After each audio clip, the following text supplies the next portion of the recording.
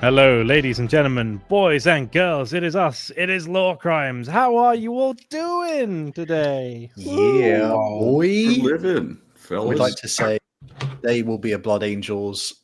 Again, probably one of the most like fantastic lore, greatest legions. And he's already got his blood wine out. If you were going to ask, I had to. exclusive for the live episodes now on. It's called the Black Red Label. So, like, I thought that's pretty apt. That's pretty apt. It's If I a start tasty frothing wine. at the mouth, let me know. I need to. Go ahead, Colin. I need to rapidly fill my liquor supply in my new house. It's it's quite sad right now. That statement was sad. That statement was sad, but okay. So before anyone you know asks, what? I know what I'm about. Before anyone asks, yes, we have seen the new Dawn of War stuff with the Dark Angels, so we are aware. Unfortunately, that's the big thing. No, it doesn't matter. We're talking about exciting things though, because we are talking about different angels. Yes, we're talking about one of perhaps the most popular legions and chapters in the entire Warhammer setting. Overrated. Not what? It's not overrated because we're excited to talk about it. But that's kind of as a hater of anything to do with humans. So ignore Pancreas, no work. I quite like the Ultramarine. Oh, of course he does. I mean, yeah, we'll get. I mean, before we do that, we do have a. Actually, no, we'll get straight into it. I'll say in order of business. Congratulations for Colin, who's moved into his new place. Was it last few weeks, and so he's he's getting his life sorted out. You know, there is. Look, I know that the closet's open, but most of that is actually. I mean, that it's a closet. So, but look, the shelf, it has stuff on it. A little Warhammer thing. I got a fancy globe in the office. For the second shelf, I still need to build. For the edited audio listeners, Colin has no longer got a cuck chair behind him, and it is now just a shelf. It is just simply a shelf. He's a grown man. But speaking about things that make grown men cry, my beloved Sanguinius, my Blood Angels, the glorious, the Ninth Legion, what they were once known as. But I guess we can sort of delve. Well, basically, we're going to get straight into it. But before we learn things that not everybody did necessarily know about the Blood Angels, because they are pretty popular, we do need to start with the basics for the uninitiated. I might ask, because he hates talking about humans so much, I might ask Eli to explain the genesis of this, which is who is Sanguinius? Eli, would you care to? Yeah, I'll nominate the guy who's least excited to do it. Well, first of all, I'm realizing with the vertical and horizontal streams, it separates it into two different chats. But so on my phone here, I can only see the vertical stream chat. But if I go to my PC, I can see the both. Horizontal chat. Andy's got both. Andy's got both. He's in control. I'm displeased about that. It's okay. He has to watch both. Well, I mean, I really have everyone in the same chat together, right? But you can't see the live chat in our StreamYards. Yeah. We're both there. I don't know. Let us know in chat if you guys care. Maybe no one cares about me. Anyways, freaking Sanguinius, second prettiest Primarch. Let's get that out of the way first. No, lies. No, he's right. He is the prettiest when it's all natural. Maybe he's behind Jagatai. Yeah. Okay. No one's accused of that, but let's just look. Jagadai's handsome. He's not pretty. Yeah, from a certain angle. Pretty good. We should say Sanguinius is beautiful, though. He's a beautiful, angelic being. Twink. I've read, I've read like 20 or more Horus Heresy books, and not a single one of them is Blood Angels. That's how little Blood Angels books are in the Horus Heresy. Like, you've had to get quite far. They're more. When do they even show up? Yeah. When do they? They're heavy loaded towards the end. Yeah, their shining moment is at the end. Yeah. I mean, their whole plot is they are sent very far away from the heresies, like bounce pad, where everything happens. They're sent intentionally very far away, alongside the Dark Angels and Ultramarines, because we don't want them involved as long as possible. Send them really far away. We should say for the people who maybe this will be parts which not everyone knows. Correct me if I'm wrong, Andy. The original Ninth Legion, though, they weren't called the Blood Angels. They had a different name, which is before they even met their Primarch, which was, is it Revenant Legion? Or Revenant Legion, yeah. Well, I think Revenant that was more Legion. Of a nickname. Yeah. I'm not gonna lie, I do like that name. I do prefer it. But this was because they were kind of crazy. They had not been tempered by the influence of what would be their Primarch later, but they essentially started off as this bloodthirsty, like literally, like terrifying butchering horde, and they were tempered when their Primarch Sanguinius was eventually found, and he himself experiences maybe a hint of rage, a hint of anger at times, but Sanguinius would teach them many great things, which is to create artifacts, beauty, engage with arts, create things that last for a lifetime, and it was to channel this darkness into something better.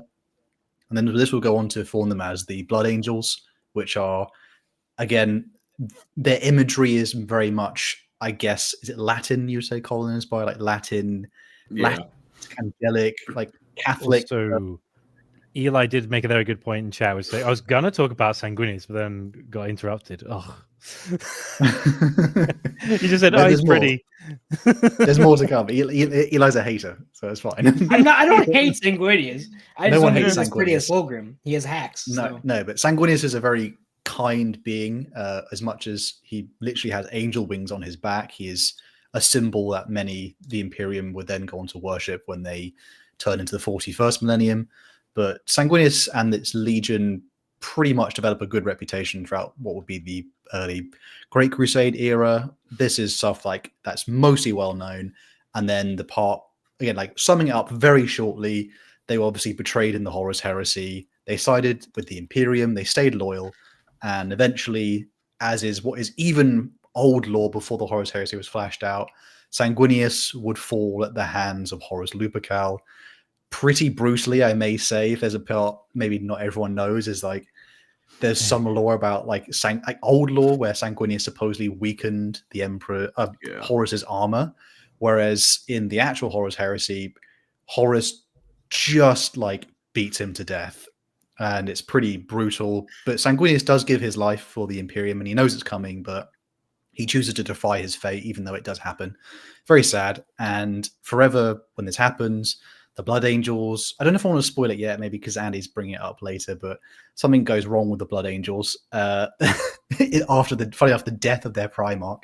And forever on, the Legion, which would then be split into chapters after the Horus Heresy, they would be Primarch-less, leaderless, and knowing that their Primarch is dead, they would be dealing with curses, but yet they would still prevail to do honor, glory for the Imperium, and to be noble warriors, defenders in their gleaming red armor. Obviously being split into many chapters, though.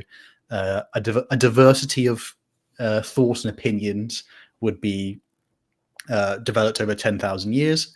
But the Blood Angels to the modern 41st millennium are essentially, I mean, there's no other way to say it. They are like noble vampire inspired, like little angels of death. Team Edward, sparkly ones. Yeah, and again with like the lot of, I mean, when I say angels, not like biblically accurate angels with like the big eye and then like 6 wings, which is kind of terrifying. We're thinking more like literal, depicted in a lot of like Catholic or early Christian art of like, angels with wings, and they're very, they're beautiful, sculpted men. Their gene seed literally turns them into beautiful men, which is hilarious because like they're quite ugly as humans, and then they get turned and get an upgrade. It's like free Ozempic. You get handsome Squidwardified. You get a little bit. You get real life Instagram filters just plastered on your face. Like, cool. They're all mewing. It's really annoying. But the Blood Angels to this day, they are, as it currently is in the time of the 40th millennium, they are a chapter of 1,000 Astartes that still live within the home region of Baal, which has 3 entities. They have Baal Primus, the huge planet, Baal Secundus, where their fortress world is. It's Baal Prime, isn't it? Because it's confusing. Baal Prime, yes. Primus, Baal Prime is the world, and then Primus is the. And so I get people who say, actually, that's not. It's like, no, yeah. It's called Baal Prime. It's not Primus. It's not Primusi. It's Prime. Yeah, and then they have most of their homeworld's fortress, monastery, and stuff is based on Baal Secundus, which is the moon. Which is where a lot of characters are actually from, but they have another third moon, I think. Some people call it Balfora, other ones nickname it. I can't remember off the top of my head, but essentially most of the people who live in this irradiated wasteland of Baal are recruited into the Blood Angels. They go on to serve in the Imperium, and much to this day, that's kind of the overall genesis of the Legion. Obviously, there's much more to fill in the gaps, but unless I miss anything particularly, those just like really important basics. But I've actually. Go for it, Colin. I had a question just off the top of my head. I can't remember. Was it like during, the Age of Strife, it got, like turbo nuked, or does the planet just suck like that? There's it's briefly mentioned in the Devastation of Baal book. The Knights of Blood chapter master talks to Gabriel Seth about, during Old Night, Baal Primus and Baal Secundus, the two moons, they were obviously now separated from the rest of the galaxy. So they started to get into tribalism, and it's like one had a larger population, but one had better technology. So they started like nuking each other. And then it was like, what have we done? And wait a minute. Baal Primus itself, if I'm not mistaken, is so bad. The only place you can really live on Baal Primus is the Arx Angelicum, the fortress monastery, because everywhere else is just sand, scorpions the size of a house. It sucks. Like, and the water you're that not living kills out you. there. Oh, and first water, that's actually an organism that it looks like water, but when you drink it, it dehydrates you until you're like a shriveled prune. And they even use that during in Devastation of Baal. They use a moat and they surround the fortress with first water. Amazing lore, this like, and they start drowning in it, and they're like, throw in a million more, it's fine. Yeah, and they're just like part piling that up. Most people might not know is that for the modern, what they call the Baalites who live in the system, the people they leave them as tribesmen for makes them quite tough. But the interesting part is like there are parts like buried in like the red sands of like each of the planets. There's different what was clearly like the remnants of what was like a large scale, either like a platform or like sort of spaceship or something, like something really large, like an orbital ring possibly was around Baal at one point. And it was when it was destroyed in their civil war. No, it's not Halo. It's not the Halo ring. But when it was destroyed in their civil war, it crash landed onto the various planets, and you can still, like, when they dig up parts of Baal, they can still find like remnants of this, and it's often like deep. Again, like they talk about it in their myths as like the stars fell from the heavens, and obviously it wasn't a star; it was a person's, someone who lived there, and then they all blew up. They blew up like all the orbital defense stations when they had that big civil war. And then it's like when they're defending Baal from the Tyranids, they're like, Dante's like, we got all these space marines. We've got like 20 chapters here. Let's just dig up what we can find. And they're like, oh, that's useful. There's like a whole castle over here. Like, what? Yeah, found it. It's right here. Should we like fortify this? I guess. Why not? It's right here. Okay. Yeah, lots of buried treasures amongst Baal, but essentially that's kind of that's for the opening gambit. That's kind of more of the basics, but Andy's going to explain on to parts that maybe not everybody, also more of in-depth than parts maybe not everybody knew. So I guess we should start with 30k because that makes sense. So like kind of briefly talking about unification. Originally, the Blood Angels were possibly going to be the first legion to get purged from the Imperium because they were just like eating people, and there were tales of like hulking giants taking children away in the dead of night and just drinking all their blood, and all the mums crying. It's like the opening to not Spaceballs. Oh my god, what's the no, not the opening of Space King. Blood Angels, the flamethrower. The kids love this one. They've gone plaid. Was it? I don't remember what book it's from though. But which is it? Like Sanguinius calls Angron's little expeditionary fleet a carnival of monsters. I'm like, I don't think you have stones to throw right now, sir. Yeah, and one of the things that they're very much wrestling with is at this time they have a genetic flaw, which is the red first, which makes them, they don't lose their sanity completely, but they go into kind of fits of angry rampages. They're like pre-World Eaters, but worse, where it's like they can only stave it off by drinking blood, or it's a real like big suffering. And thankfully, they found a fella called Sanguinius, who was their gene dada, and he was like, "You should learn to draw."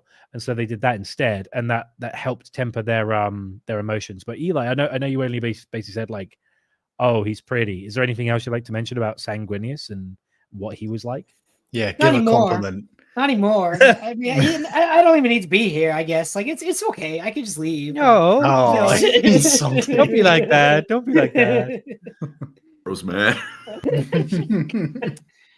I don't even know that much Sanguinius lore. I just feel neglected.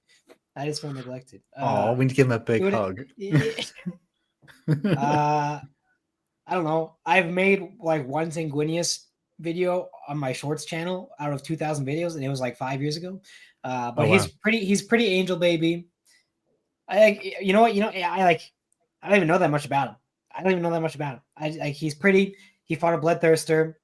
He got killed by Horus. He tried to be friends with Horus. They were supposed to be buddies, and Horus kind of betrayed him. As for the early life Wikipedia section, I'm not sure much about it. So I'm not actually that salty. I could have talked about the Blood Angels in general. I would have been much better at that. But okay, yeah, I have no Blood Angels videos for a reason. But I will someday. Wow. Someday I'll read their books. I don't know. Xenos are cooler. Sorry, so I'm not gonna.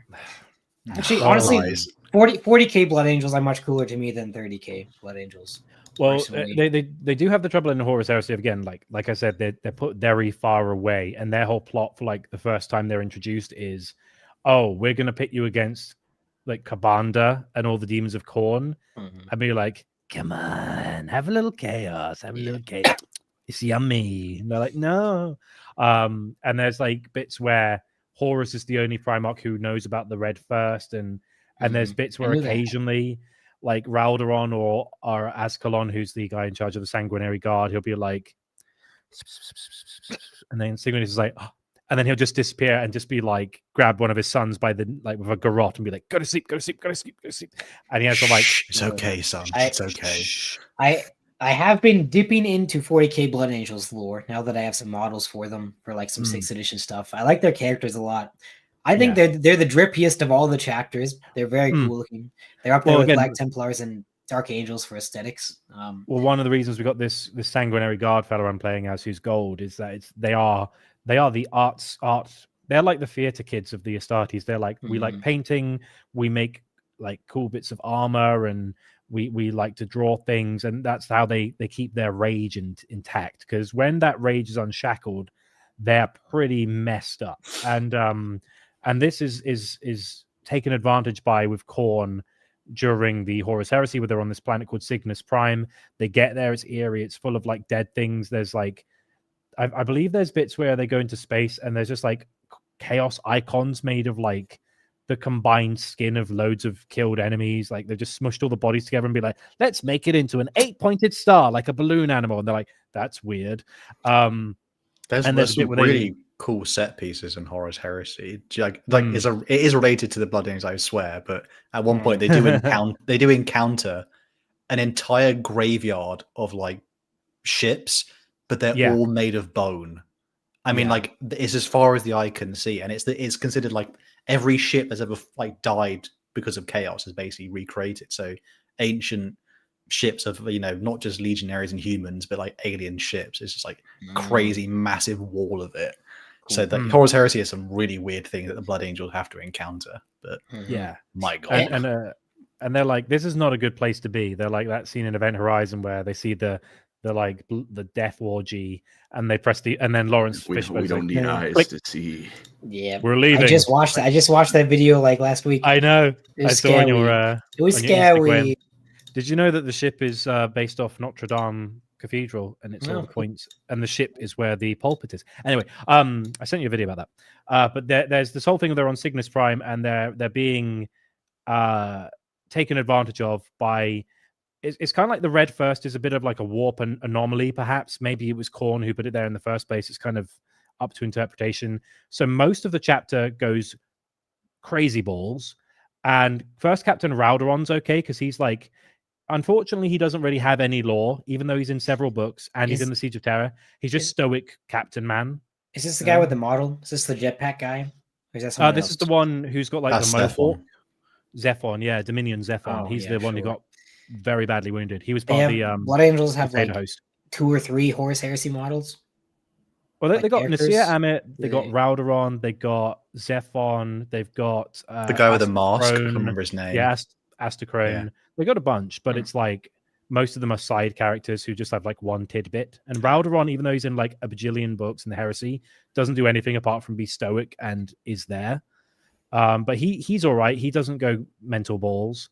There's also an apothecary called Meros, who we'll mention later. He's just like an apothecary, and he actually at the end of the kind of the Cygnus Prime campaign, Chaos offer Sanguinius a bit of a bargain. They're like, hey, your sons are suffering, kind of like what happened with Magnus, but corny. And they're like, hey, if you just like give in, I'll take away their pain, I'll take away their suffering, sacrifice your life to me, be my pawn, and I will let your legion live. And Sanguinius is like, okay, sure. And then Moros goes like, no, that's cringe. And he jumps in the way, and he merges with the Rage Fire, which was created by Erebus. And his body is inhabited by a red angel demon, not to be confused with Angron as the red angel. It's one of those Games Workshop naming things where it's two things of the same exact name. But there's you've probably seen that artwork where there's like Horus and all the traitors on the Vengeful Spirit, and there's a guy on fire, the classic one, yeah. And he's like, oh, like that's Meros, and he's inhabited by the demon. It's like, oh, I ate his soul. It was Nummy, and Sanguinius is like, I'm gonna get you, bitch. Other than that, they're in Imperium Nihilus, Imperium Secundus. They make their way to Holy Terra. They're during the Siege of Terra. Sanguinius fights Kabanda and Angron and Horus, so he's been through a lot in that campaign, one after the other. A small detail that everyone might not know is that in, like, as we said, like it's well-known lore that Sanguinius is sort of fated to die at Horus's hands. It's a vision he sees long before even the Horus Heresy happens. He goes like, oh, that's weird.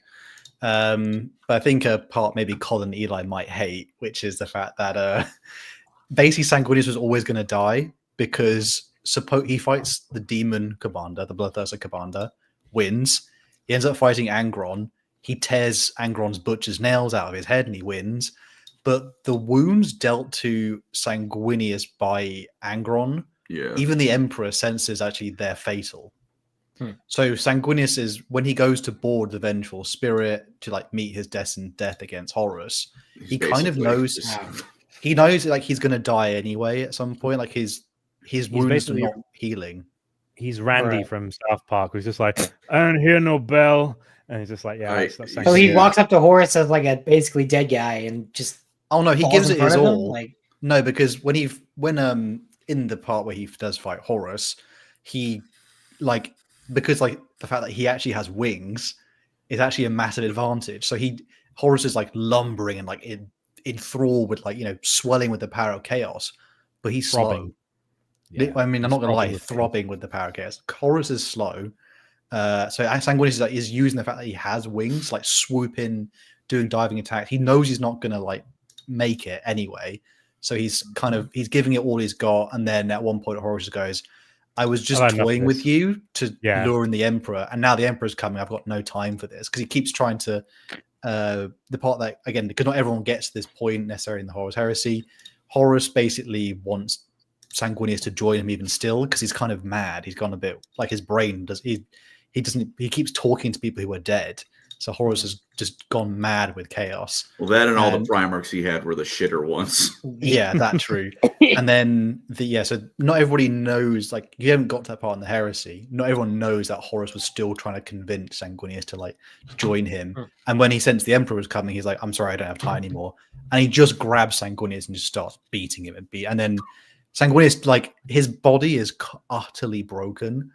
Like, his wing's been torn off, his like limb is It's like his limbs are falling off. His fatality, but all of them like leaking out, and then like he still stands somehow, and then Horus kills him, and then unfortunately the part that people may not like to know, which is he's basically crucified. He's hung up, strung up by demons behind Horus's throne.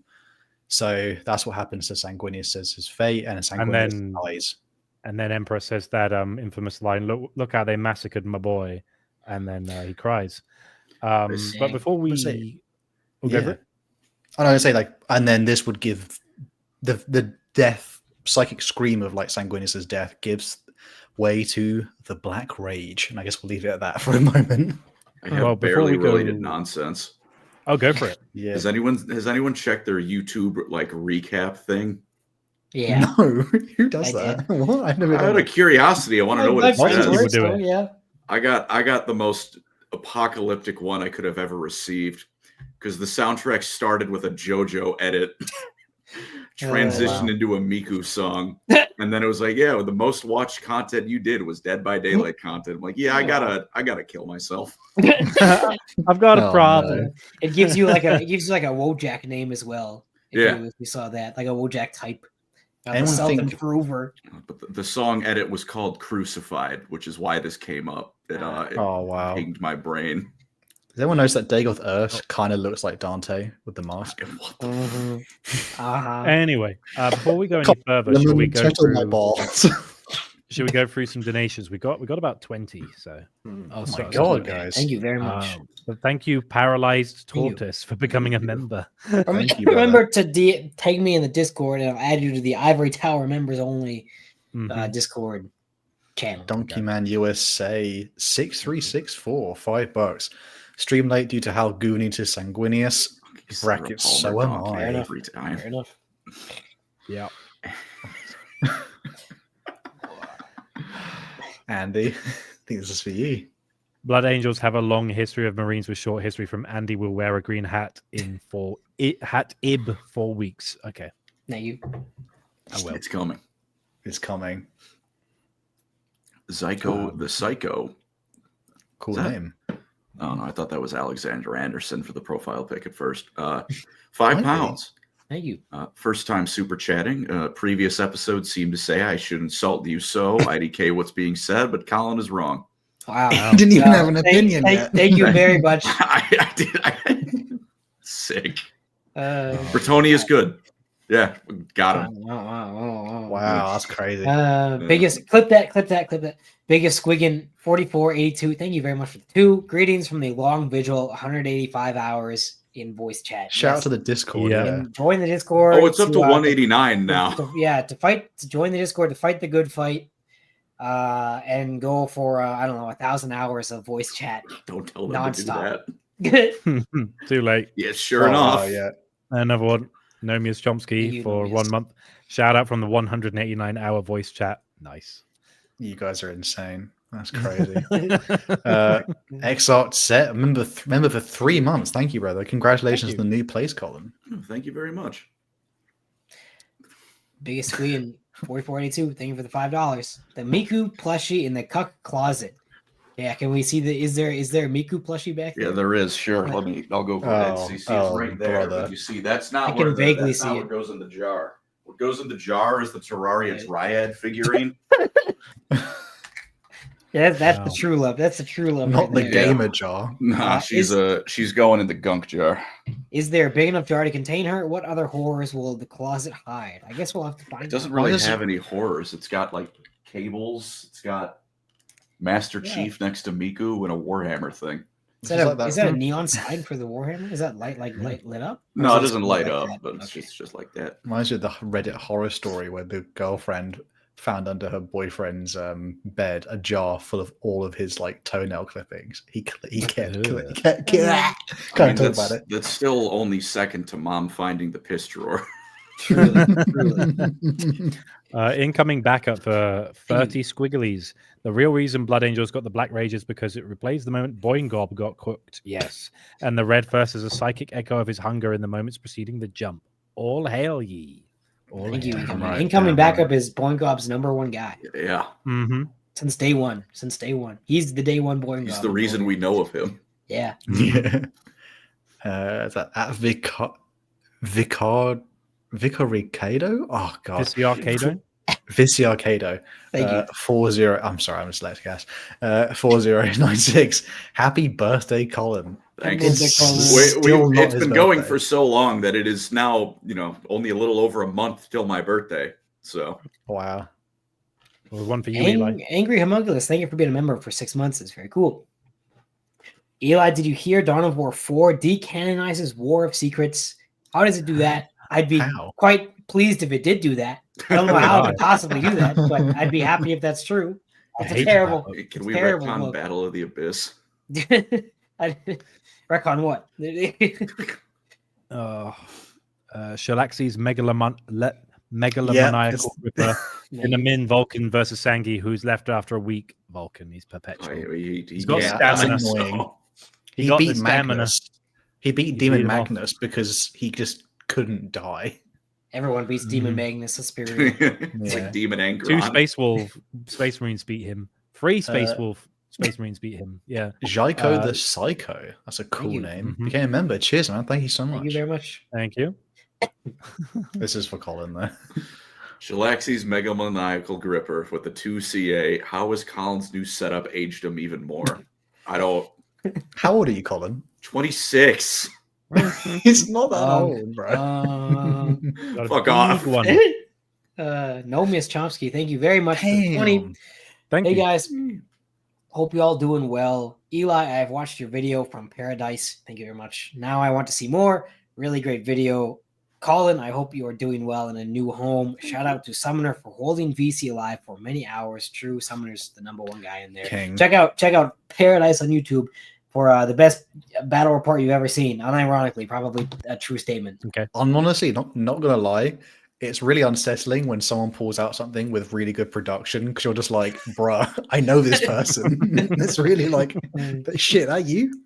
I didn't do any of the editing. I didn't do any of the editing. I know, that's you though. You're in it. It's crazy. That's you.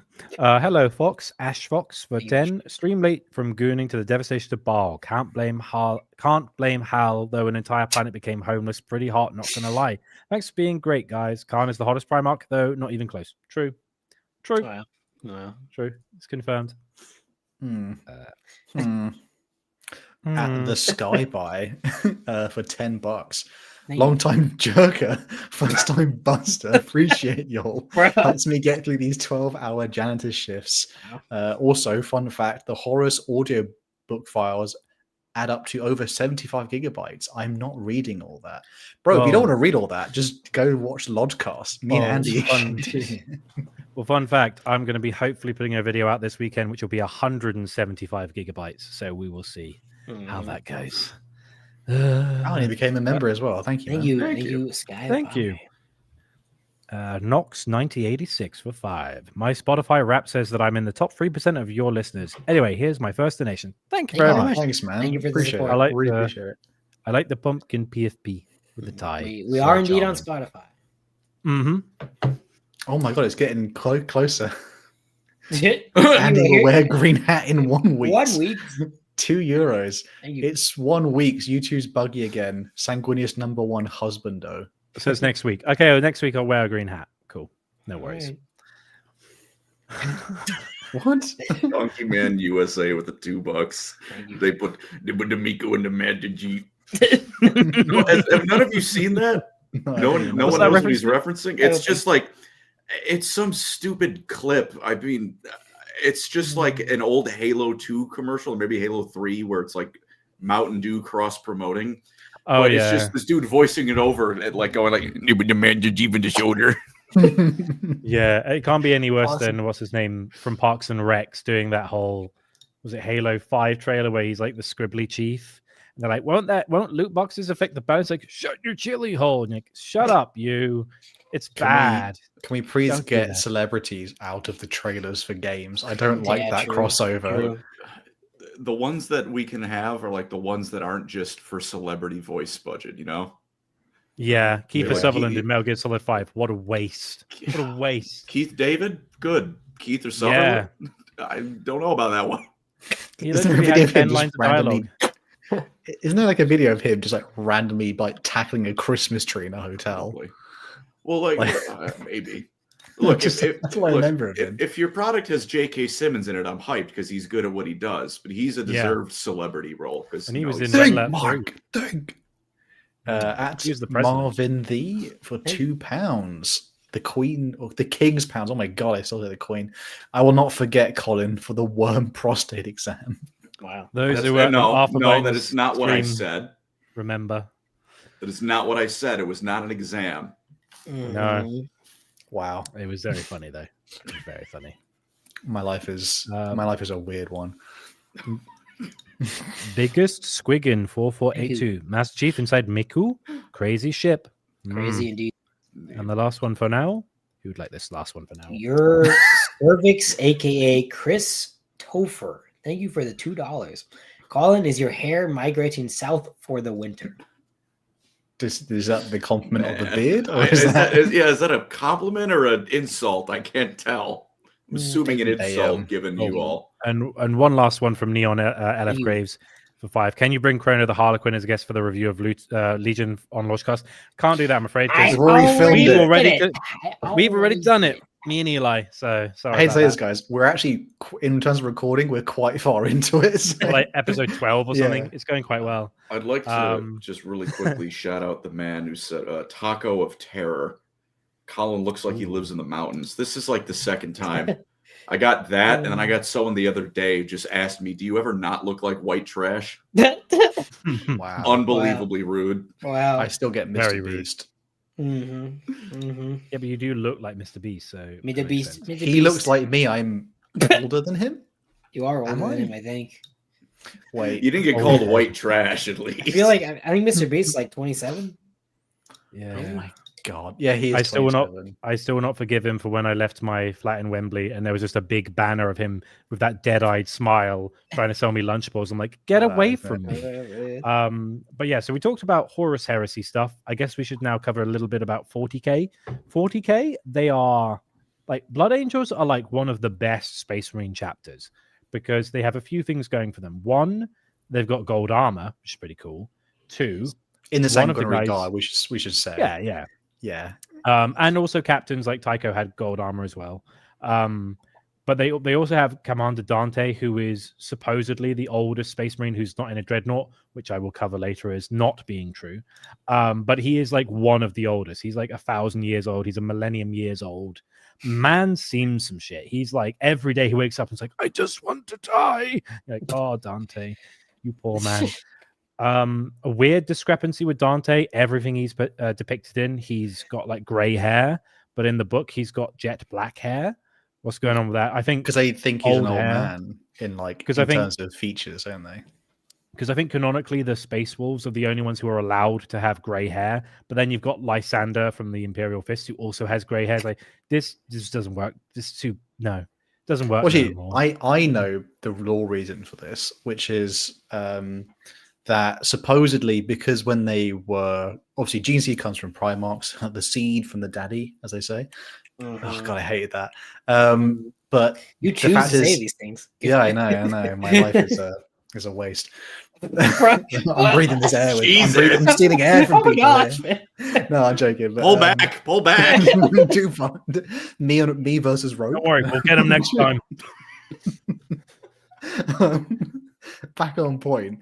The law reason is because when they basically they had the gene seed stocks, and that's how they create Space Marines from them, or they help turn people into Space Marines.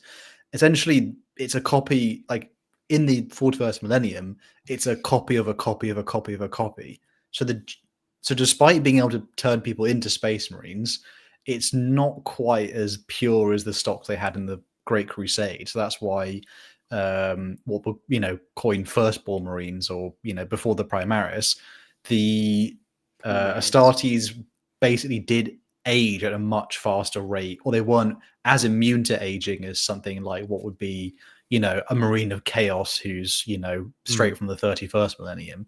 So that's the reason why they do age. Degrading, whereas Chaos is degrading because it's in the warp, and that's a bad place to put it. That's a bad place. They're like sourdough bread. You get like the yeast thing. I can't remember what it's called, but they have like the original thing. The starter. And then it grows, and then you pick off a bit, and your relative goes, have some of the starter. Yeah, okay. Bro, literally called Space Marines sourdough. That's crazy. Yeah. Sour Marines. But it should be said, it's not always true for every Space Marine, though, because some of them, like in the example of the Space Wolves, some of them can be older than Logan Grimnar, and they don't get grey hair. It just depends on how well someone's gene seed mixes in with your DNA. And we also have to mention time is really strange in Warhammer because of the warp. Like, there's a throwaway line in Devastation of Baal where the Cicatrix Maledictum explodes, and it kind of smothers Baal in the region of Baal. And everyone's like, how did like the Indomitas Crusade get to Baal like instantly? And it's because, they were in there a while. In the real space, devastation of Baal was happening for a long time, even though it was like a couple of weeks. And it's like, yeah, it's been months. And then there's also, if you get trapped in the warp, you can be in there for like 1,000 years. And in the real space, it's just like, it's 10 minutes. Yeah, which we'll get onto later. The Gene Seed thing kind of reminds me of, I don't remember if Legends or canon, but there was a thing where clone troopers started being less quality because they didn't have fresh access to material. That's why they got the stormtroopers, didn't they? That's slightly different. That's a more. That was a different reason. Yeah, that's a long conversation. That's unrelated. That was just the Gene Okay. Seed thing. Reminded me of that specifically. The stormtroopers replacing them is a political mess. thing. Yeah, because Jango Fett was no longer was around. Mace Windu. Yeah. Is there? Are we already done talking about the Horus Heresy Blood Angel stuff? More or less. Yeah, more or less. Didn't think... It feels like we talked about nothing for like 30 minutes. Well, they're in the Cygnus campaign. They're in Imperium Secundus, and then they're at the Siege of Terra. That's all they have. Wow. That's all they have. It is, and I mean, yeah, it's like well, that's like a lot of books. That's more than the Lord of the Rings. And two of those are sharing space with the Ultramarines and the Dark Angels, and a little bit of Space Wolves and White Scars. And then the other one is White Scars, Imperial Fist, Salamanders, Imperial Guard, a little bit of Space Wolves, a little bit of Shattered Legions. Like it's all over the place. Wow. And it's like we only get one thing. Do they have like a dedicated book where it's just them? Yeah, Cygnus, and that's the only one. Wow. That's it. Huge. That's the only one. Huge. Eat shit, Blood Angels. And it's a really good book, but it's also like it's all you get. Iron Hand's got more than that, and theirs suck. They're like, it's all over the place. Like this is good, this is bad, this is dog shit. Are the Blood Angels books any good? Oh, the 40k ones are really good. Amazing. I mean, the Horus Heresy. The Horus Heresy. They're good. I know they're cool. If you like Horus Heresy, yeah. But bear what does that mean? Like, bear in mind, Eli, if you want to read them, that's like Siege of Terror. That's like 10 books, and they're the end of the Horus Heresy. And then it's like Imperium Secundus, 2 books, 1 book, and then it's Cygnus. It's like, okay, you got 2 books. I just want to read the one where he fights Kabunda, and then I just want to stick to 40k Blood Angels. Which time? He fights him twice. He fights him once in the Siege of Terror and once in Cygnus. Time when he says only angels can fly, because that's cool. I think that's the first one. Yeah, Cygnus. The second one is like, get the fuck out of my hometown. And you're like, no, but to be fair, most Blood Angels lore was often, even through the early editions of Warhammer, came about as set in the 41st millennium. So this is a lot. Yeah, a lot of this lore was established like kind of long before the Horus Heresy even was a thing. But yeah, in their 41st millennium, it's kind of like, again, Sanguinius has been dead for a long time. He's a mythological creature almost at this point. Although more people know Sanguinius as Dante. He wears the death mask of, like, Sanguinary Guards. They have the death mask of Sanguinius, and it's like more people know Sanguinius as Dante's image than Sanguinius, because Sanguinius was around for 200 years during the Great Crusade, Horus Heresy. Dante's 1,000 years old. More people consider him to be Sanguinius. And he's I'm sick of it. We should say, for an interesting part, Dante himself as a character, I think Eli and Colin might appreciate this specifically. He's not a very hateful man, and this is because he has learned what many other chapters would never even dare to do. He has been willing at certain times to work alongside Xenos in sort of joint actions, which I think maybe Eli might be more privy to, because I think you've done some more stuff on that recently, haven't you? Which I don't know if either would care to explain any of the Dante Blood Angel crossovers with some of the characters you enjoy. Well, Dante is the Necron's top guy. He's the dynasty's top guy, it turns out. He's allied with the Silent King and with Anrakir the Traveler. Despite the Silent King completely deceiving him and messing him up, he still trusted Anrakir the Traveler enough to ally with him. I guess times are desperate enough. And Anarchy was a lot nicer to him than the Silent King was. But I can explain the whole thing, I guess, if we want. On Gehenna Prime, which has significance for reasons that I don't know to the Blood Angels. Do either of you know why Gehenna Prime is significant? Is it just a place? I can talk about Vampire the Masquerade lore, but I don't think that's the right Gehenna. I don't know if it's the same Gehenna as the World Eater Gehenna, Andy. Mhm. Gehenna Massacre. I don't know. There's the Gehenna's used a few times throughout Warhammer in terms of like names and stuff, but it might. I'm not thinking of any specific Blood Angel significance. Glory to the either. Camarilla. Okay. Anyways, the Blood Angels are fighting the Necrons on Gehenna Prime, which has a lot of hive cities on it. Necrons make a point to talk about how gross hive cities are, and then it turns out the Tyranids are on their way. First of all, the Blood Angels are having a bad time against the Necrons, and Captain Tycho's there. Shout out Captain Tycho.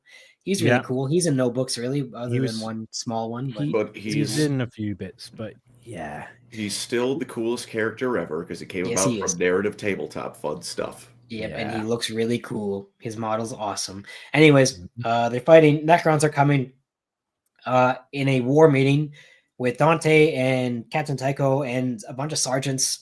I don't know the significance of any of the sergeants, including the one that goes with them, by the way. But whatever. I don't know if he's that important. The story is told from that sergeant's perspective, though. A Triac Praetorian shows up on screen and says, Mighty Zarek, last and greatest of the Silent Kings, demands your presence and would like to speak with you, and says, come meet us here. And Dante says, okay, sure. And so Tycho, first of all, volunteers to go by himself and blow himself up, basically. But Dante says, let's hear him out. So they go in a rhino strapped with a nuke, basically, and they hold some buttons in their hands, which they don't open. They go to the Silent King's crib, basically, this like gigantic monolith thing, ziggurat thing, and there's like 1,000 Triac Praetorians and a bunch of nobles and the whole like legions of warriors standing in this really cool scene. And the Silent King, Mr. Zarek, shows up in the golden mask of Sanguinius. It's actually just as pretty as Dante's, the sergeant says. And the Silent King says that he's met Sanguinius before, or at least he knows of him and he liked him and he wanted to make an alliance with them. And supposedly they were making an alliance together and they had contacted each other before. Unsure, maybe not. And for this reason, Dante has an inkling of trust to the Silent King. And he says, okay, sure, we'll team up with you to fight the Tyranids, because the Silent King never wanted to fight the Blood Angels in the first place. I'm turning this into a Necrons episode. And so they fight together, but the Silent King actually manipulates Dante quite significantly. He tricks the humans into fighting the Void Battle into the Tyranids because he parks his ships too far away for the Imperial Auspexes to see their ships, so they think only they hold Void superiority. So the Blood Angels lose a bunch of ships. They then...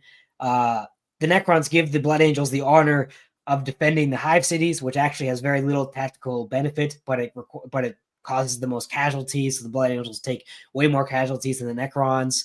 And then the Necrons also like steal the Blood Angels' equipment that from their fallen brothers. So they like lose pretty hard in this, but they do actually beat the Necrons. And then the Silent King just like runs away and laughs, basically. And then a Triac Praetorian tells Anarchy the Traveler about this. Or are you going to say, Andy? Well, there is also the Anarchy the Traveler bit in the... I was getting there. Okay, I was going to ask if you're going to bring it up. Yeah, and in the Devastation of Baal, 7th edition, Shield of Baal, you're right, 7th edition supplements, and also in a novella, Anarchy the Traveler meets with Sergeant J. Teal of the Blood Angels First, which is maybe the sergeant that goes with Dante and Tycho to meet the Silent King, but I'm not sure. I don't know if they ever even say his freaking name. I think Tycho's he's not first captain, he's like third or so. He's not like he's a big boy, but he's not the biggest boy. Yeah. He's not first captain Carleon. He's first captain. But Anarchy the Traveler, top 5 Necrons, easy peasy, meets with Sergeant J. Teal and literally says, take me to your leader. He goes to meet Dante later on, and all these monoliths descend, and Dante's on I don't remember the system's name or the planets. It's been a while since I talked about this. But the Cryptus system? Yes, the Cryptus system. Dante's on one of the planets. They're defending this hive city or a city, whatever, and the Tyranids are oncoming. It's looking pretty dire. Anarchy the Traveler shows up because there's the Tomb World of Calrentir around here, and also some Mephrit dynasty guy. So he wants to save the Necrons. Zarathustra. Yeah. I think. The Ineffable. And Dante wants to save the Imperium. So they team up, Anarchy the Traveler and he's nice to him. They actually work together quite well. Dante fights on the walls. Enrique and his buddies go underneath and fight their way up through the tiers of the Hive City. Zarathustra fights in like the clouds and the sky place. Andy, we lost the footage. Sorry. I can was that just me? Oh, it's just me. Ignore me. Sorry, ignore me. Yeah, this guy. And he sends a Catan shard of the Burning One to go fight with the Death Company off on a separate planet. And their whole goal is basically to get the super weapon working. I don't quite remember what it's called, but it's basically something that can like farm star power and make a laser. Oh shit! I've just done a video on this. It's like a big solar relay, and then the Imperium's like, we use it for like energy, and the Necrons are like, that's actually not a Death Star laser. Yeah. So all these plans have to work together, and the Necrons and Imperials work quite well together. Enrique and Dante fight in the same battle together, basically, not like side by side, but their armies are fighting on the same fronts. And it's really cool. It's really fun. Watch my Enrique the Traveler video to hear all about it. And there is a bit where they're like fighting, and like Dante's on the surface, Enrique is in the bowels, and they're being just flooded by gene stealers. And Dante's like, we're not gonna like get to the objective. And then Enrique is like, I have a special weapon. And he's like, I got a Catan shard. Like, what? It's like, yeah, I've got Zarathustra, the like burning one. And he just starts going, ah, and the Darkin's like, oh shit. Yeah, and then the go for it. So the burning one solos a Hierophant. It has been shot a little bit, but that's a really cool scene. And then he sends the burning one off to go but help the Death Company reach their final objective, because one of his cryptechs failed over elsewhere, and they needed to win that fight to actually activate the weapon. There's like a multi-front war where it's like Dante and Enrique are like, we're fighting to get to one bit, and then Seth and the Flesh Terrors with the Sisters of Battle are trying to get to they have like an uplink to the super weapon. Then Captain Donatus and High Priest Corbulo are on the gas giant, making sure that these like surveyor belts are still intact. Yeah, and then on the Death World of Tartarus, it's like, I'll send the Catan shard and my Cryptech and we'll sort it out. And then the Cryptech fumbles the bag. But Dante was like, little did he know, I sent an entire ship full of Death Company just in case. Yeah. Good thing I did. And so then they're like, ah, and they start running in and killing the Tyranids. And the Sanguinor shows up, I think.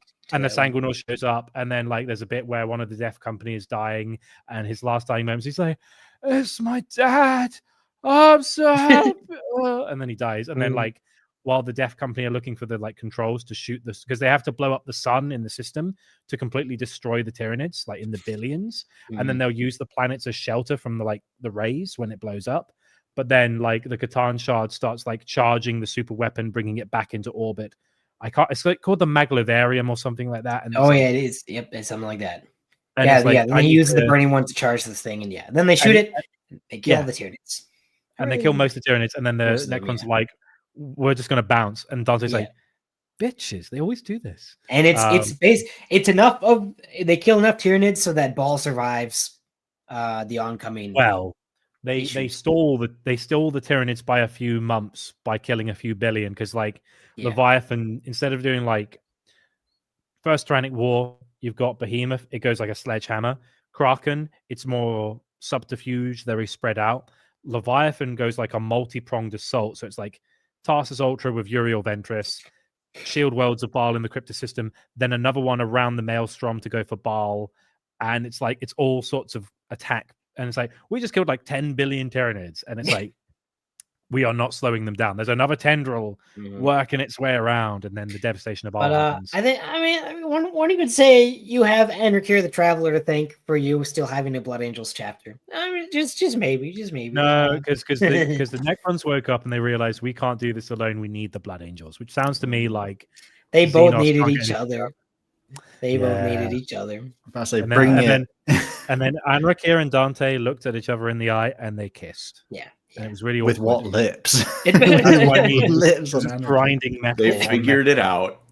Yeah. I say, bring it to a more Blood Angel focus on the actual episode.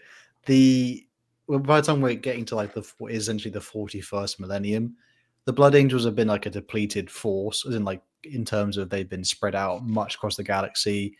It is a dark time. Cadia, as I spoke earlier about the Secretary of Maledictum, basically Cadia has fallen, And I guess, Andy, there's something which is.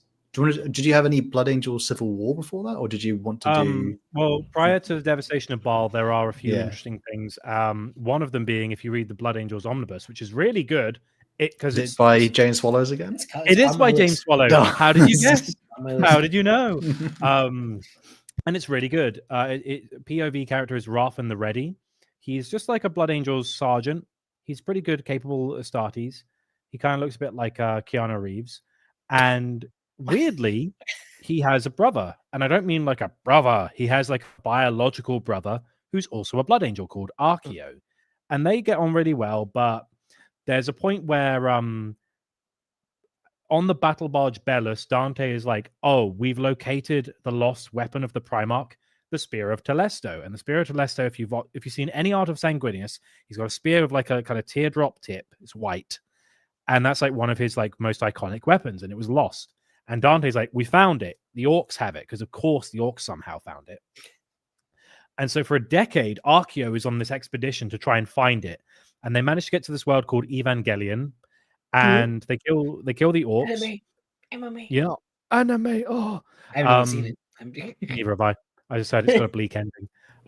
Wait, I didn't hear the name. Which one? Evangelion. Oh yeah, garbage. I've never actually seen it. I just refuse to watch it. Not as good as Sword Art Online, huh? I die in a hole. We gotta bring that back. We haven't heard there. No, we don't gotta bring that back. I've never seen it. But either way, the Blood Angels managed to get it back thanks to a Puritan Inquisitor called Ramius Steele. What we don't know about Ramius Steele is he's actually a Chaos worshipper of Tzeentch, and he's using the Blood Angels. And you're like, why would he help the Blood Angels get a Primarch weapon for Tzeentch? That doesn't make no sense. Well, it's all part of a plot. Where basically Archeo is promoted to the honor guard of sanguinary priest Sakail, and he's implanted with a warp spawn mutagen into his spinal column while he's not looking somehow. And slowly he starts to look a lot like Sanguinius. Like he already looked like Sanguinius. Now he's like the spitting image of Sanguinius. And they're like, wow, that's kind of weird. I guess the gene seed's doing overtime. Cool. And they get to this cemetery world called Cybele, and they fight the Word Bearers. And the thing about the Primarch weapons is, generally speaking, yes, you could wield a Primarch weapon if you're strong, but whatever like the secret sources within them, only a Primarch or someone who's very in tune with like the Primarch's bloodline can utilize them to their full extent. And so they got the spear, and they're like, we shouldn't be like using this in battle. This is a relic. We don't touch Dad's stuff. But out of desperation, Archeo's like, oh, I'll use it. And he managed to activate it. And the Spear of Telesto has a quirk where it projects a beam of light which vaporizes everyone. But if you have Blood Angel's genetics, you're fine. It just passes over you like a nice light, and it makes you feel nice. So he just like disintegrates like 100 Word Bearers. And everyone's like, wow, that was weird. Okay. And so they go, oh, clearly he is Sanguinius reborn. Clearly. Right. Okay. Now, they don't know that this is because of some Tzeentch trickery, but then they start to go, well, Dante's getting on a bit. Tycho fell to the Black Rage. He's kind of, he was groomed to be the next chapter master. He's dead. Moriah the Chosen is also a Dreadnought Death Company guy. He's never going to be chapter master. Captain Leontus is gone. We can't use him, who I'll mention later. I guess Sanguinius is back in our time of need. Hooray! Sanguinius is reborn. Ooh, ooh, ooh. And they start to call him Archeo the Blessed. And he goes, I've got an idea. How about I lead a blood crusade and I reunite all the successor chapters of the Blood Angels and we form a legion again, and I'll be in charge, and we'll just like, and Dante will surely like be like, oh, clearly you're Sanguinius. I'll step down and you can be in charge. So they go to a planet called Shenlong, and they liberate it from Word Bearers, and the populace. Shenron? Shenlong. Shenlong, that's how it's said in Japan. What's that game? Bloody Roar, like Shenlong in Bloody Roar, the fighting game. And yeah, so the Shenlongese, as they're called. That is a hell of a name, by the way. My Shenlongi is longer than yours. But Rathan, his brother, who's like, oh, my brother is now like being worshipped, kind of. He's looking around at the populace and is like, they're not making like icons in image of the emperor anymore. They're making them in the image of my brother. that's not good. Don't get me wrong, I'm not jealous. I respect my brother, I love my brother, but like this is clearly heresy. So he tries to and then like he sends a message to Dante and the Blood Angels, blah blah. He's like, oh, by the way, there's something going on, there's something weird. And Archeo starts raising a mortal army called the Warriors of the Reborn, like hundreds of thousands of Shenlong citizens, and they all wear like the Spear of Telesto on like a brooch. And as soon as Dante hears about this, he goes, oh, I need to like have some boots on the ground, see what's going on. I'm going to send Captain Galileo and Epistolary Vode, who was trained by Mephiston. So Epistolary, big boy librarian. I'll send him, see what they say. As soon as they get there, Vode's like, chaos. I can see the Gribblies. I can see Cinch in your bunghole. It's right there. So then Archeo's I'm sorry, brother, what? Don't worry about it. Archeo's men pull it out. Archeo's men then execute Captain Galileo and the Epistolary. They just gun them down in like a tent. And then Rathan's like, oh, this has gone really far. So Rathan escapes or tries to escape. And then Archeo sends a message to Dante saying, surrender the chapter to me. I'll meet you on the Shrine World of Sabian. And if you resist, we will kill you and I will take it by force. Oh, this sounds like a civil war to me. So Dante's like, well, he's like, I'm not stupid. I'm like 1,000 years old. If I go to the Shrine World and I do die, that will cause more problems. I'm going to send Mephiston in my place. And he's like the best psyker I have. Like Vode was a capable psyker, but like this sounds like warp trickery. If I send Mephiston, he can go in my stead as my like second, and he can see what's going on. So Mephiston gets there and he judges Archeo as corrupted by Cinch, and he says, all right, by the Book of Lords, if you truly want to lead the chapter, I demand a trial by combat, you versus me. And then Rathan has a whole thing in I've glanced over where he's like escaping, and he's like, no, actually, mate, sorry, excuse me, I'm his brother. I'm his brother. I'll fight him. I'll do it. And Mephiston's like, I don't know. But he's like, okay, I'll let you fight in my stead. So the two of them start fighting, and it's worth pointing out that at this point, Archeo has sprouted wings, but they're not like angel wings. There's something wrong with them. Occasionally, he looks in the mirror and he sees eyeballs in them, and they just vanish. And so the Spear of Telesto doesn't activate anymore because it's like, chaos, and it won't listen to his commands anymore. Be gone, whammon. We don't want you near us. So he's having a big problem with this, and Inquisitor Steel's like, it's okay, bro, it's okay. You're going to be in charge of a legion. You're going to be like the most powerful space marine ever. It'll be chill. It'll be Coachella, bruh. And so the two brothers fight, and it's going quite well. But in the midst of the fighting, the word bearers I mentioned earlier, they're still angry, so they get involved. So then Inquisitor Steel kills the sanguinary high priest, and he says, oh, by the way, Mephiston brought the word bearers. Clearly the psyker's icky. He's the one who did this. He's the one who's going to destroy our Messiah. He's the one who's causing the problems. So then the Blood Angels fight each other, and the word bearers are taking shots as well. Eventually Rathan manages to kill his brother. He basically has a wrestle with him in the skies as he's flying with wings. He pulls off his wings. He breaks his wings off. Then Archeo drops the spear and it lands like upright, and it kind of points towards him. And then as he falls from the sky, it just straight for his body.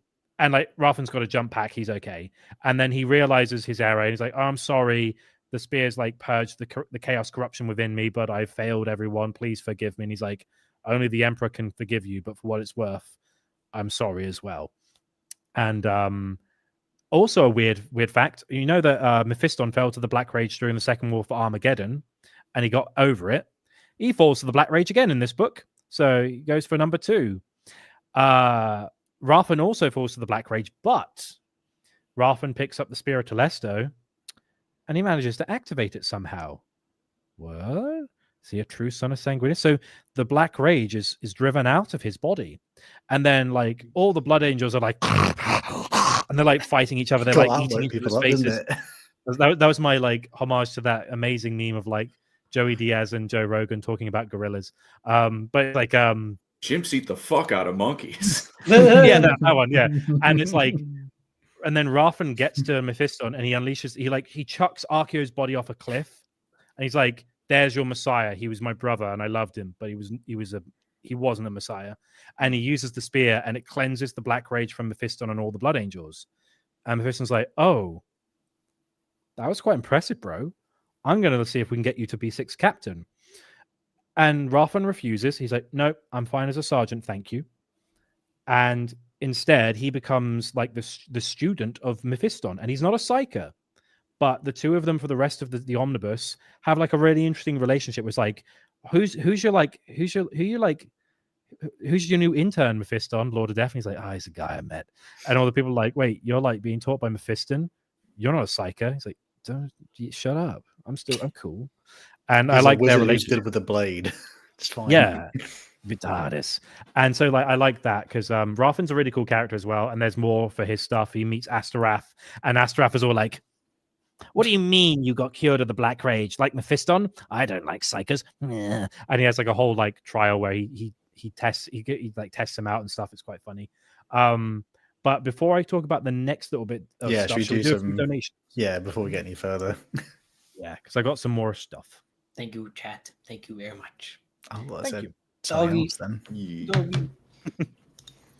Gray Boss, thank you for the $5. You get to be part of a faction in 40K, lead it, and kill one another. I assume that means. Oh, kill off another, is it? Oh, kill off another, yeah. Who do you choose? Insert your battle cry. Kill the Custodes, kill every last Custodes. Or the Votan, whatever. I would join the White Scars and I would lead the hunt just to get rid of John Grammaticus. Be the one guy. Not even a faction. That one guy, he's got to go. Just him. Yeah. I'd say, I don't know if Custodes should go away, but I don't know if they need to be their own faction. If they're incorporated into someone else's faction, that would be pretty good. I would immediately join the Tyrannid so I could devour all of the leagues of Votan as they deserve. Oh, God. And I could rightfully carve out that space for a much more interesting faction in the future. Hal just wants to gluck those digestion pools from the capillary towers. That's all. He just wants to go on a war too. Lead the Eldar to victory, smash the Imperium, and then everyone left is only the big boys from the war in heaven. And I guess the Tower here too. Hi. I'd probably be okay joining the Tower or the Imperium. One of the two. Maybe the Eldar. Eldar really don't have maybe the nicest intentions at mind most of the time, to be honest. And the Imperium does. At least they look out for humanity. Well, I'm assuming I'll be an Eldar if I'm joining the Eldar. I'm assuming I'm not just me. The Eldar, like in Warhammer, when a race creates like if a Chaos God was made by a certain race, the human one was like that whole Dark King, and it's the god of destruction. The Eldar's dark version of themselves is Slaanesh, the god of pure evil, basically. Pure excess. They won so hard that they didn't need to do anything anymore. The god of the best of intentions. What are their intentions? Please leave me alone. But they literally alone. They alone jorked it so hard they created doom for the galaxy. So. Yeah, and the Dark King was just that with humans. I don't know. The Drukhari beat ours. The Drukhari probably have several chairs made out of foreskins. I'm like, I don't know, Chief. I'm not happy with that. There's a version of technically in Lord, there's like an Eldar version of like Eldar heresy, but like sort of Horus heresy. But as in like when the birth of Slaanesh happened, like their version of it, they have like a version of their own Horus heresy that we just don't know about. Well, it was probably just the Dark Eldar continuing on forward as if nothing had changed. Drazar and the striking scorpions. Yeah, it'd be nice to be an Exodite. Still in the fields. But I don't know. Maybe it'd be cool to be a Grey Knight if Grey Knights didn't get like goofed on in lore and make comically evil all the time. But it'd still be nice to be Grey Knights because then your main enemy is like the pure evil of the galaxy, and also innocent civilians sometimes. But Xenon for you heard it here first. Knights of Blood for the win. That is all very true. They were arseholes, but they went out dying for the good cause. Colin, I think this is for Colin. Oh, boy. Bucket the Blue with the 10 CA. Dreamt I'd been an evil version of Colin on my LGS. When I tried to play him, he crushed my custom Overlord in his hand like a cartoon villain. Called me a homophobic slur and assaulted me till I woke up.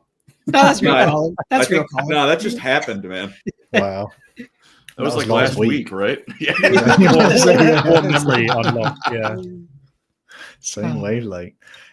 Trash Fox Nurgle Woke Mine Virus. Thank you. Nice room. Nicer beard, Colin. Blood Angel books 11. Space Wolf books 14 plus. Blood Angel's got the worst model update. Space Wolves got everything. Werewolves confirmed. That's real. Cooler. That's real. That's pretty real. BW is confirmed Team Edward or Team Jacob. Yep. Space Wolves now have the coolest Space Marine models in the game. At least in current age. You can do it. I believe in you. Donkey Man USA with the $2. No, Shinji, don't jork into the apothecarium. Guards, out of my way. I need to make an Evangelion reference. Caleb Collins, an OG. Thank you for the $2. Elf Simp looks like Shinji's dad from Eva Uwu. Elf Simp is in Colin. I don't know enough about him. Apparently he's an asshole. That's literally all I got. Caleb Collins for 5887 for $5. I appreciate that, man. The Slaven, I assume that means Skaven. The Skaven could tunnel into 40k and bring Tyranids to Sigma, making it even more 40k and giving 40k sporty, that's what bigger rats. Ooh woo, war crimes are for elves. Okay, damn. Thank you. I knew going in, I like the faction no one else does, and I accept it. That's just life for me. It is what it is. Naomi Chomsky, thank you for the 5. Eli, you become a Necron Pharaon, full memory of what you know now. What do you do? What would be your goal? Unite the dynasties, of course. Maybe that's second. Find my wife. Find my wife. If this is just like 40k universe, though, unite the dynasties and reclaim the galaxy to the rightful rulers of the Necron, of course. Damn, bro, about to betray us all. Yeah, okay. He's just going the robots. I'm going the 40 years. If I'm a Necron, I got the Necron mindset probably. Fuck being a human in 40k. No, thank you. I wouldn't want to enslave all of humanity or kill them all. Fake Beelzebub, man. Yeah, I know, right? I know. So, following the Blood Angel Civil War, we've been, as we mentioned earlier, like the parts. You're probably thinking, what is all this leading up to? We mentioned parts with Dante meeting Xenos. We mentioned parts where there's been this Blood Angel Civil War. We mentioned things about Tyranid High Fleet. It's because the big Blood Angels, like 41st Millennium plotline, is essentially to do with them fighting the Tyranids. Because I believe it's Leviathan, isn't it, Andy? Leviathan is like, you know what? Fuck these guys in particular. I'm not joking. The hive mind literally goes, screw the Blood Angels, starts ignoring worlds and goes, let's kill them, and beelines it for their home system, the birthplace, or not the birthplace, but the home world of their beloved Sanguinius, Baal, and all of its moons. Yeah. And to give you an idea, this is the same year that everything bad ever happens in Warhammer. It's 999 M41. You've got, obviously, Cadia is under siege, got Baal having a tough time, and of course, the most important event of the 999 M41, the Battle for Chagoris, which is a real shame. Red Corsairs attacking my boy Jagatai's homeland. But to give you an idea, it's, I believe, over a decade that the Leviathan is venturing very slowly towards Baal. And the Blood Angels, when they assemble, are all like, that's really weird. Because I've had people in my video, I did Tyranids recently, and they're like, actually, Tyranids only care about eating. They don't have like emotions. I'm like, well, here they did, actually. Yeah, so states it in the book, doesn't it? States in the book. And also they're like, you said hive minds. There's only one hive mind, and there's a bit in this book where also Mephiston says, maybe it's one, maybe there's many. We know there's a hive fleet that eats another hive fleet. So I'm like, yeah. But yeah, so Devastation of Baal. Obviously, the Tyranids see the Blood Angels specifically as a threat, which is weird, because the last two wars, it was the Ultramarines that were getting in their business. But something about the Blood Angels is like, oh, we got to get rid of these guys. These are a bad thing. And so, like we said before with Eli and I talking about Anrak here, there were the shield worlds of Cryptus, which were like a bulwark to kind of slow down the advance. And originally it was a bunch of mortals. They all died. And then Dante and the Flesh Tearers went up and they're like, oh no, they destroyed the entire system in 3 days. What? 3 days? I was like, yep, not a good time. And so they did the whole thing where they blew up the sun and it killed loads of Tyranids. But then there's another tendril going around the Maelstrom towards Baal. And so Dante has already sent a message before he went to the crypto system to all of the successors of the Blood Angels and went, hey, boys, we don't necessarily all seem eye to eye, but Sanguinius' home is about to be like eaten. I need you. Come back. Come home. Come home. We'll put on a good spread. We'll let bygones be bygones, and we'll defend Baal. And like the Flesh Tearers, for example, they're on a very bad footing. The main chaplain Apollos has a big argument with Seth on a chaos-infested world where he abandons a bunch of men because he gets the call, and he's like, oh, you're his lapdog now. He's like, if you say that again in front of the men, I'm going to kill you where you stand. It's like, oh, Seth. He really would, though. Seth is a bulldog. He would rip a guy's throat out with his teeth. Yeah. His nickname is Princess. Like the Pitbull Princess. And to compound the woes of the Blood Angels, this isn't going to be just a Tyranid battle. There's also portents in the warp that Mephiston are seeing that Khorne and Kabanda from that Cygnus Prime book, the Angel Bane, is like, I'm going to wait till you're at your lowest, and I'm going to get me some skulls, baby. So yes, all the threads are coming together from this video. They're all converging. And so there's the whole thing of like, right, we've got maybe like 20 chapters of the Blood making their way. Lamenters couldn't make it because they're rubbish. Atlantean Spears outright refused. They're like, we're not coming to save you. Screw off. You deal with it. Like, oh, thanks, guys. You don't even have a red color palette. You're stucky. Boo. Blue armor. Huge. Get bent. And one thing that that I think it was Graham McNeil who did Devastation of Baal. I think Guy Haley and Graham McNeil are like the goats when it comes to like adding like layers to the lore. And he had a problem with this book. He's like, well, we've got Mephiston in this campaign. He's overpowered as fuck. If he's in the Devastation of Baal, he'll just be. And then he flew into the battlefield and killed 1 billion Tyranids, and he slowed down time. So you got this one guy you've got to get rid of in order to make a fun story. And in the Devastation of Baal, there's a bit where they obviously prepare defenses. They get all the Blood Angel successes, and then Mephiston actually goes into a place called the Carceri Arcanum, which is his like secret librarian vault. Oh, this is the part which most people like, because if we talk about Baal itself, there's lots of ancient, like we mentioned before, like ancient like tombs, corridors. There's places where, what's that like part where like it has the 2 guardians, Andy, and they're not blood angels, but they're like blood angels, and they're just 2 random guardians of like the Librarius, their actual hold, and they just stand vigil, and even Dante has to ask permission to come in, and they're like really weird, like 2 vigilant things. They have blacks. They're like sanguinary guard, but they wear black armor and they have wings. I can't remember what they're called exactly, but they are there. Yeah, a few weird things on Baal though, but this one's particularly one that's only in a few of like the Mephiston and Dante books, isn't it?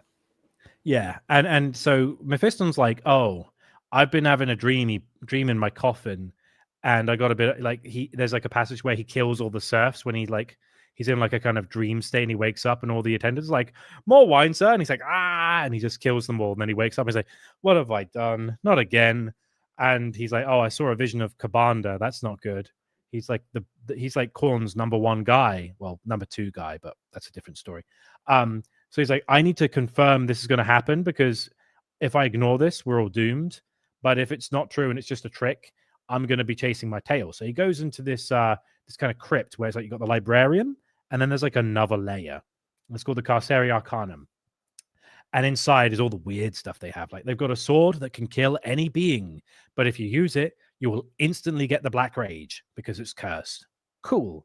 They have the panoply of previous chapter master Aracleus, who did such bad stuff.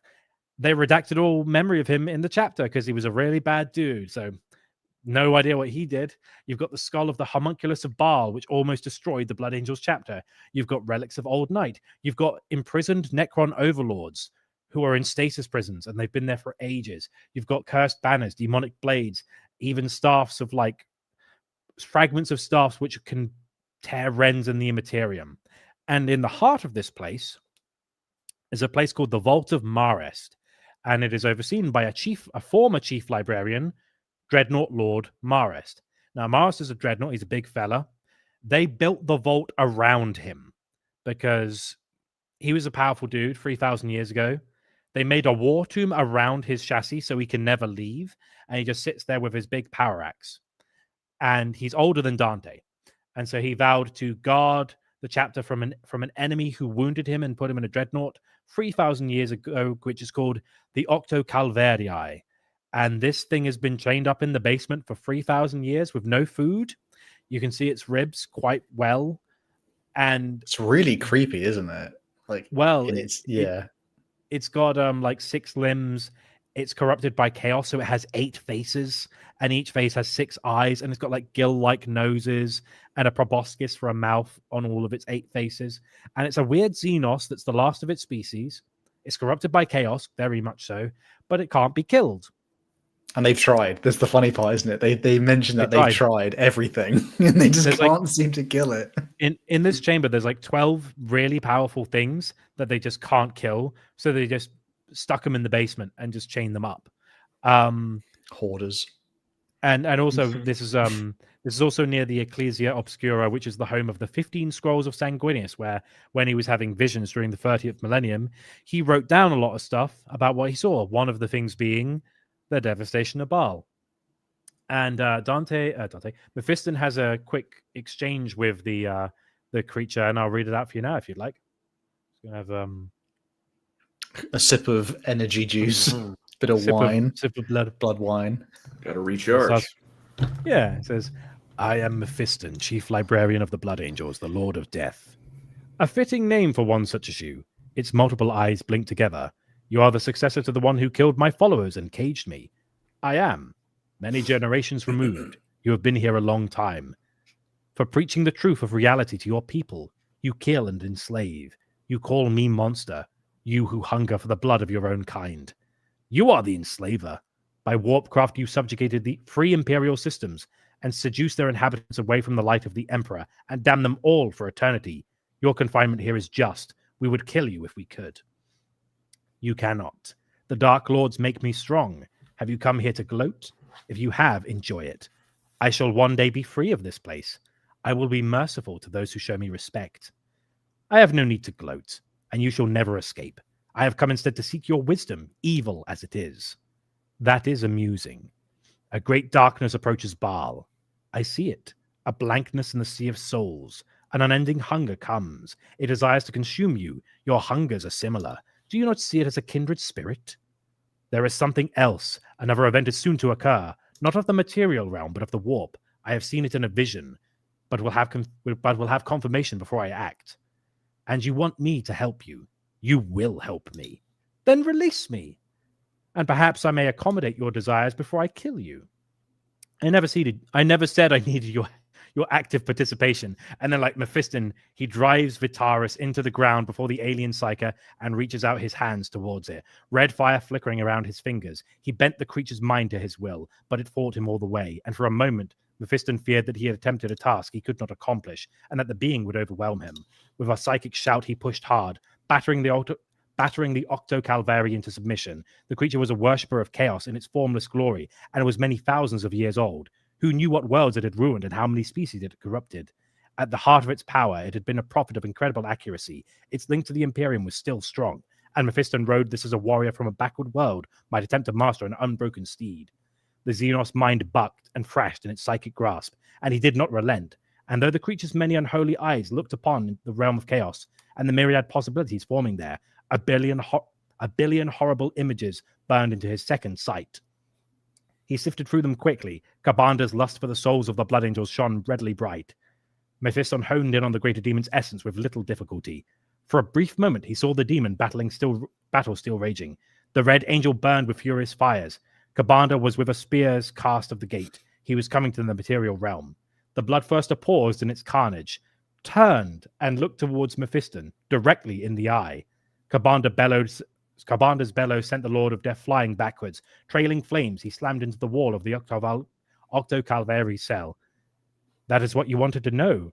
Had you told me, I would have shown you willingly. There is no finer thing than presenting a being with truth of its own death. The neverborn you call Karbanda will come for you, so-called Lord of Death. He will take your mortal skull for his drinking cup, and your soul shall join his armies and throw down this Imperium you pretend to love. Mephiston recovered himself and took up Vitaris. Those are lies. Are they? You will see. There is a darkness in you that eclipses my own Lord of Death. Let me free, so I may see you fall. You will remain here.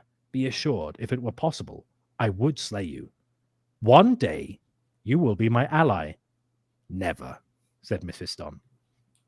And that's just like a cool exchange with like a Chaos Xenos thingy, a Gribbly thingy that lives in the basement. Big ups for pronouncing the name correctly more than once. I stumbled a few times. That was tricky. It's so annoying. Whenever it comes up, like when people like I think about it, I always like stumble on its bloody name, like Octavilli something. Look, who here among us doesn't have something chained in their basement? Mm-hmm. Mm-hmm. I mean, some of us don't look like we would, but that's what, bruh? What do you mean by that? What do you mean by that? Surely we don't look like any of us here would do that. Yeah, it's always the ones you least expect. I don't have a basement. I can't chain nothing in there. Yeah, we're not the kind of fellas who would do that. Let's say no. That's sounding sus now. I mean, if Hal saw a poor person, he might, but still. Yeah. God. Well, we got Hal hates poor people before you even said that in the chat. Wow. All right. God forbid someone have a gimp dungeon. Chaos Mephiston would be cool. I'd like that. He's comically OP. So. Well, they have like a weird mythology thing where there's like an angel of light and darkness, and there's like they're always struggling for the soul of the blood angels. Yeah. Do you want to briefly touch on that, Hal? Oh yes, because it's a part which is technically it's throughout all of Baal's history, which it's a thing with the warp where the warp is, as like with the birth of Slaanesh, it therefore becomes not constrained by time itself. So once Slaanesh is born, Slaanesh has always existed and technically could alter the past, but it's really difficult to do so. It would be like, like the warp is not vulnerable at certain times, but the very act of essentially the blood angels' existence, weirdly enough, created it's like a weird time loop where they create their own like symmetry and perhaps even what was, I guess, the part maybe not everyone knows is like the origins of the Black Rage, because within the warp, which is, I think, Mephiston sees this personally in his own novels, even in a later novel, which is there are two angels that are battling over. There are two wolves inside you. There are two things in your walls, but there are two angels within the warp that battle in the space where Baal exists. There is one angel of light, of gold, of all the things that is good to do with the chapter and the legion of the line, the bloodline of the blood angels, and then there's an angel of darkness, of death, it is the embodiment of the Black Rage, and these two angels continuously essentially battle for the soul of all of the blood angels and their successors. And throughout time, or especially towards the 41st millennium, the angel in gold is not winning. The angel of darkness is stronger. And the angel of gold has an avatar, which is essentially shown to us to be the Sanguinor, which is, again, we haven't really touched on the Sanguinor necessarily, but people are somewhat familiar with the Sanguinor as almost like the living embodiment of Sanguinius's will, but it's not Sanguinius. It is like essentially a herald of him. It is some people think it might be Ascalon, who was the sanguinary guard captain in the Horus Heresy, but that's not confirmed. It could be anyone, who knows. We're not sure. It is a mysterious figure that often shows up in the Blood Angels' most dire times of need, and it aids the chapter. It is not a being that necessarily speaks, other than one time ever, and that was to Dante to say there is still hope, when Dante almost wanted to give up before fighting on the devastation of Baal. But the Gold Angel has the avatar an embodiment of itself, which is the Sanguinor, but the Angel of Darkness does not. And to help essentially extend the fight against the Angel of Darkness and not let the Black Rage take over all the sons of Sanguinius, Mephiston will at some point later agree to become a mirror image of the Sanguinor, and in tandem he becomes the avatar of the Angel of Darkness. It will doom him, but it buys time for all of the chapters of the Blood. And it's a very weird part where, because this thing happens, it explains that it actually influences all of time. So whatever Xenos race lived on Baal long before humans ever ventured there, it explains that they would have most likely developed a culture of light and dark, of like angels of lights in darkness. Whoever exists on Baal long when humans are dead will similarly be influenced subtly by the warp in the same way. So it's a really weird, I guess. Yeah, it's like the Blood Angels create a wound in the warp that will forever influence any culture that comes to exist on the Baal system, which is very interesting, I think. So that's a very cool part, which is, again, it's not exactly surface level lore things, but I hope people will do appreciate that it's pretty. I guess it also maybe somewhat explains that the Black Rage itself is a psychic wound. It's not a gene flaw necessarily like the Red Thirst might be. It is a wound of Sanguinius's death, and it mixes in with this sort of mythology of these two angels, like literally like, the devil on your one shoulder, the angel on your other one, sort of, two things battling for the greater control of the inner body. It's cool stuff. Cool stuff. A question. Because I remember arguing with someone about this like 4 years ago when I first started doing Warhammer stuff. Did the Black Rage happen during the Horus Heresy as well, because it transcended space and time? It's basically immediately after Sanguinius's death. Because it's did it happen before or not? But isn't the Rage Fire like a catalyst for the Black Rage as well? It's like Erebus's shenanigans paved the way for it. It's a thing where, like, as in like the actual full-on Black Rage, I think happens after Sanguinius's death, but it shows there's like, I think you are correct in assuming like the fact like it basically like the psychic wound at some point is born, and therefore the Black Rage always exists, and therefore it's mostly people they have like deal like the Red Thirst, or like there's a flaw within Sanguinius. It could be like that. The flaw of like an inner rage is turned into the Black Rage, or the Black Rage always existed, and therefore the warp subtly influences the Dark Angels to be vulnerable to it throughout time. But then Blood Angels of that throughout time. But then once obviously Sanguinius dies, it's like, oh yeah, it's like turned up to 11. It's not an easy question to answer. Funny enough, actually, now I think about it. Interesting. Yeah. Up for debate, though. It's up for debate. I could be wrong. It's up for interpretation, at least, I think. Alternatively, some people just get whack diseases and it just happens. Yeah. He died really hard. Like the Raven Guard have the ultra depression thing during the Horus Heresy, and I don't remember it being mentioned much after. Umbral, what's it called? I didn't even realize they had a gene seed flaw until I read that Korax book. A gene seed flaw where they become super depressed. Because they've got sable blindness as well. Sable blindness and something else. Yeah.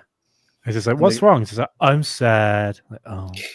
Imperial Fists have terrible head game because they can't spit. Depression is I feel like they'd have good head game because they're not going to melt it off. Imperial Fists have like the stubborn gene where it's just like their gene curses. They'll be like, I'm going to commit to the suicide mission. It's like, why? It's like, because I'm gonna. It's like, well, maybe you shouldn't. It's like, no, you're stupid, and that's their gene curse. They're just stubborn. More of a the Primarchs subtly, their temperament definitely influences the sons. Yeah.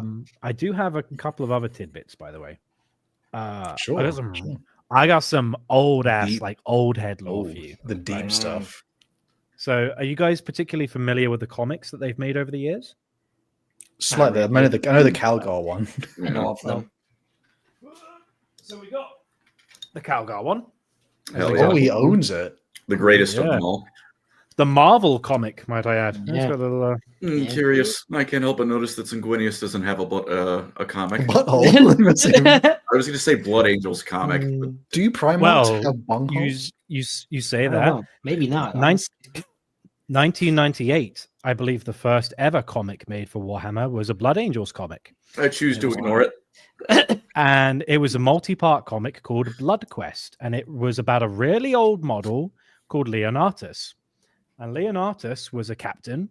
He had his own mini, and he was like OG. He kind of looks like Steven Seagal, but like not cringe. It's like, what's the film that he was good in?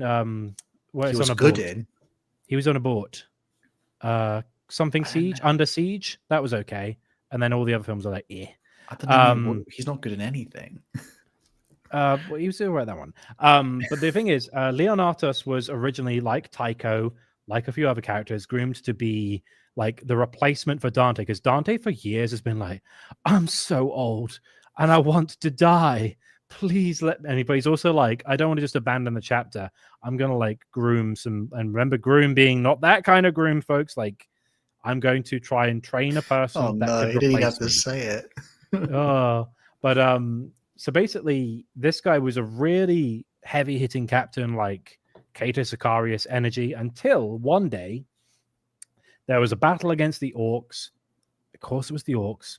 Well, they had another of Sanguinius's weapons called the Blading Carmine, and most of Leonatus's company died defending the artifact or trying to get the artifact until Dante and his men entered the fray and rescued them. Unfortunately, it was lost. The Blading Carmine was this close to being reclaimed, and that's like Sanguinius's sword. And so, as penance, because he had to do some penance, Leonatus is tasked with a blood quest, which is what the thing is called, where he must find the Blading Carmine. He must retrieve it from the orc war boss, Gashul the Destroyer.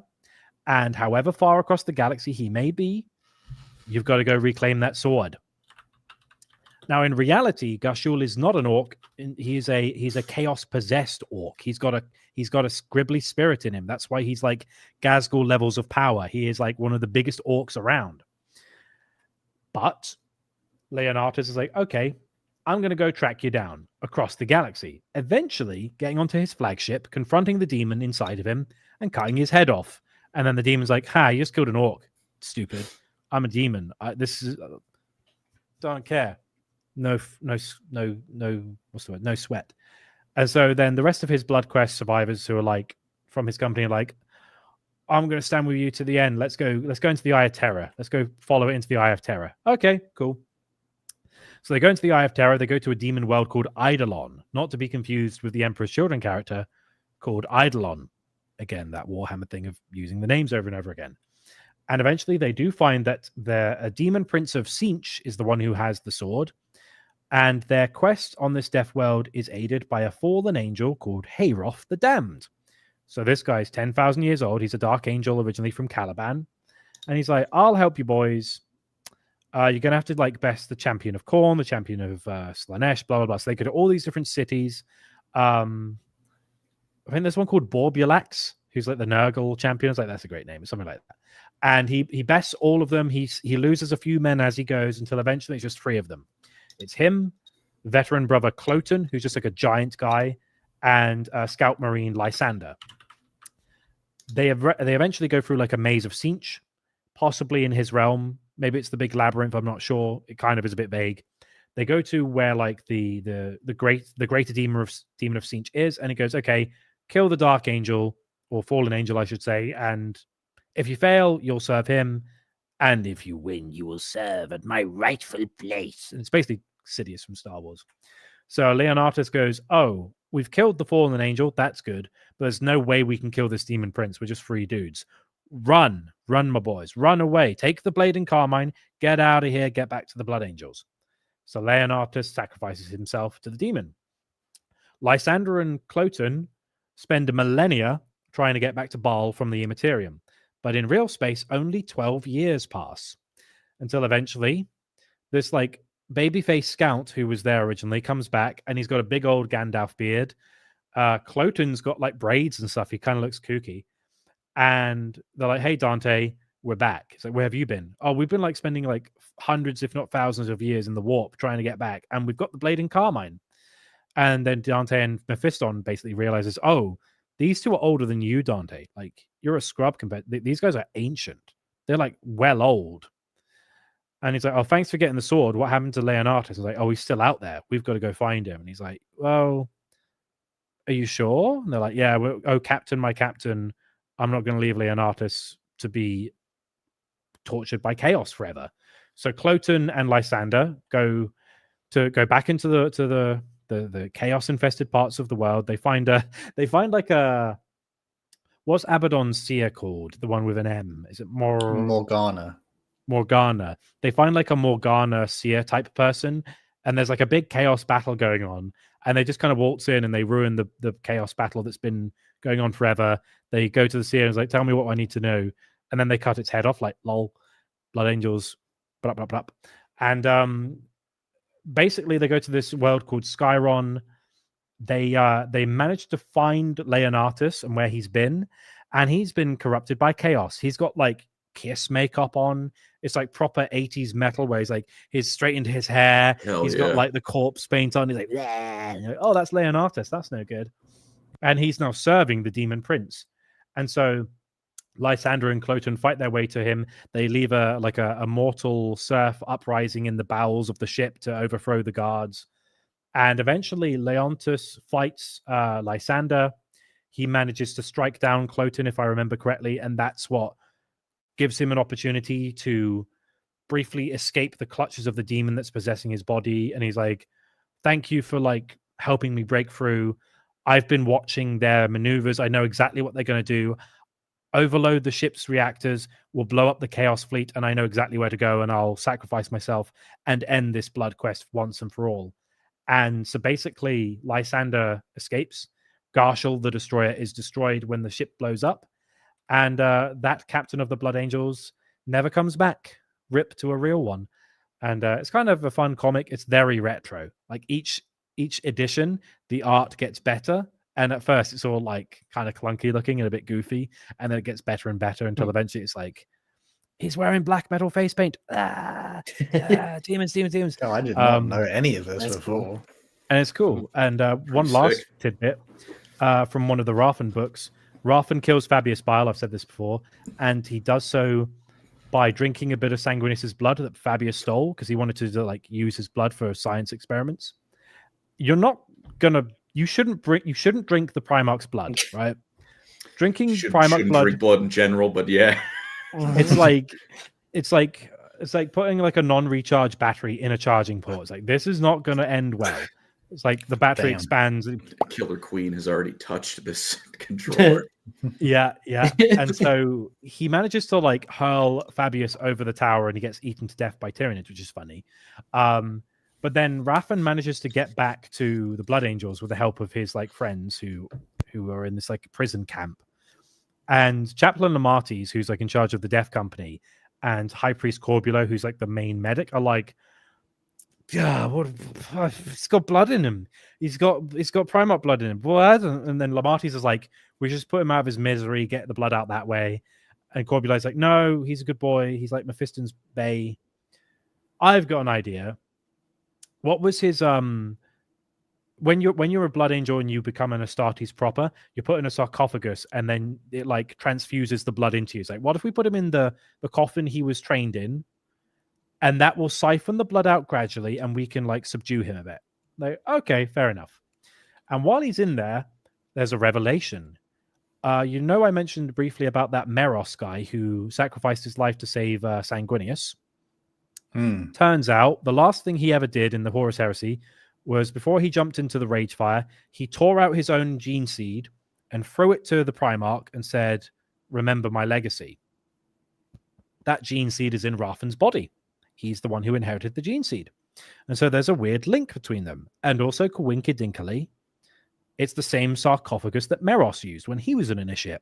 So while he's in a coma state, they have a psychic communion in like a weird immaterial realm, bridging the gap of 10,000 years. And they're very confused because their heraldry's all over the place and like, who are you and what's going on?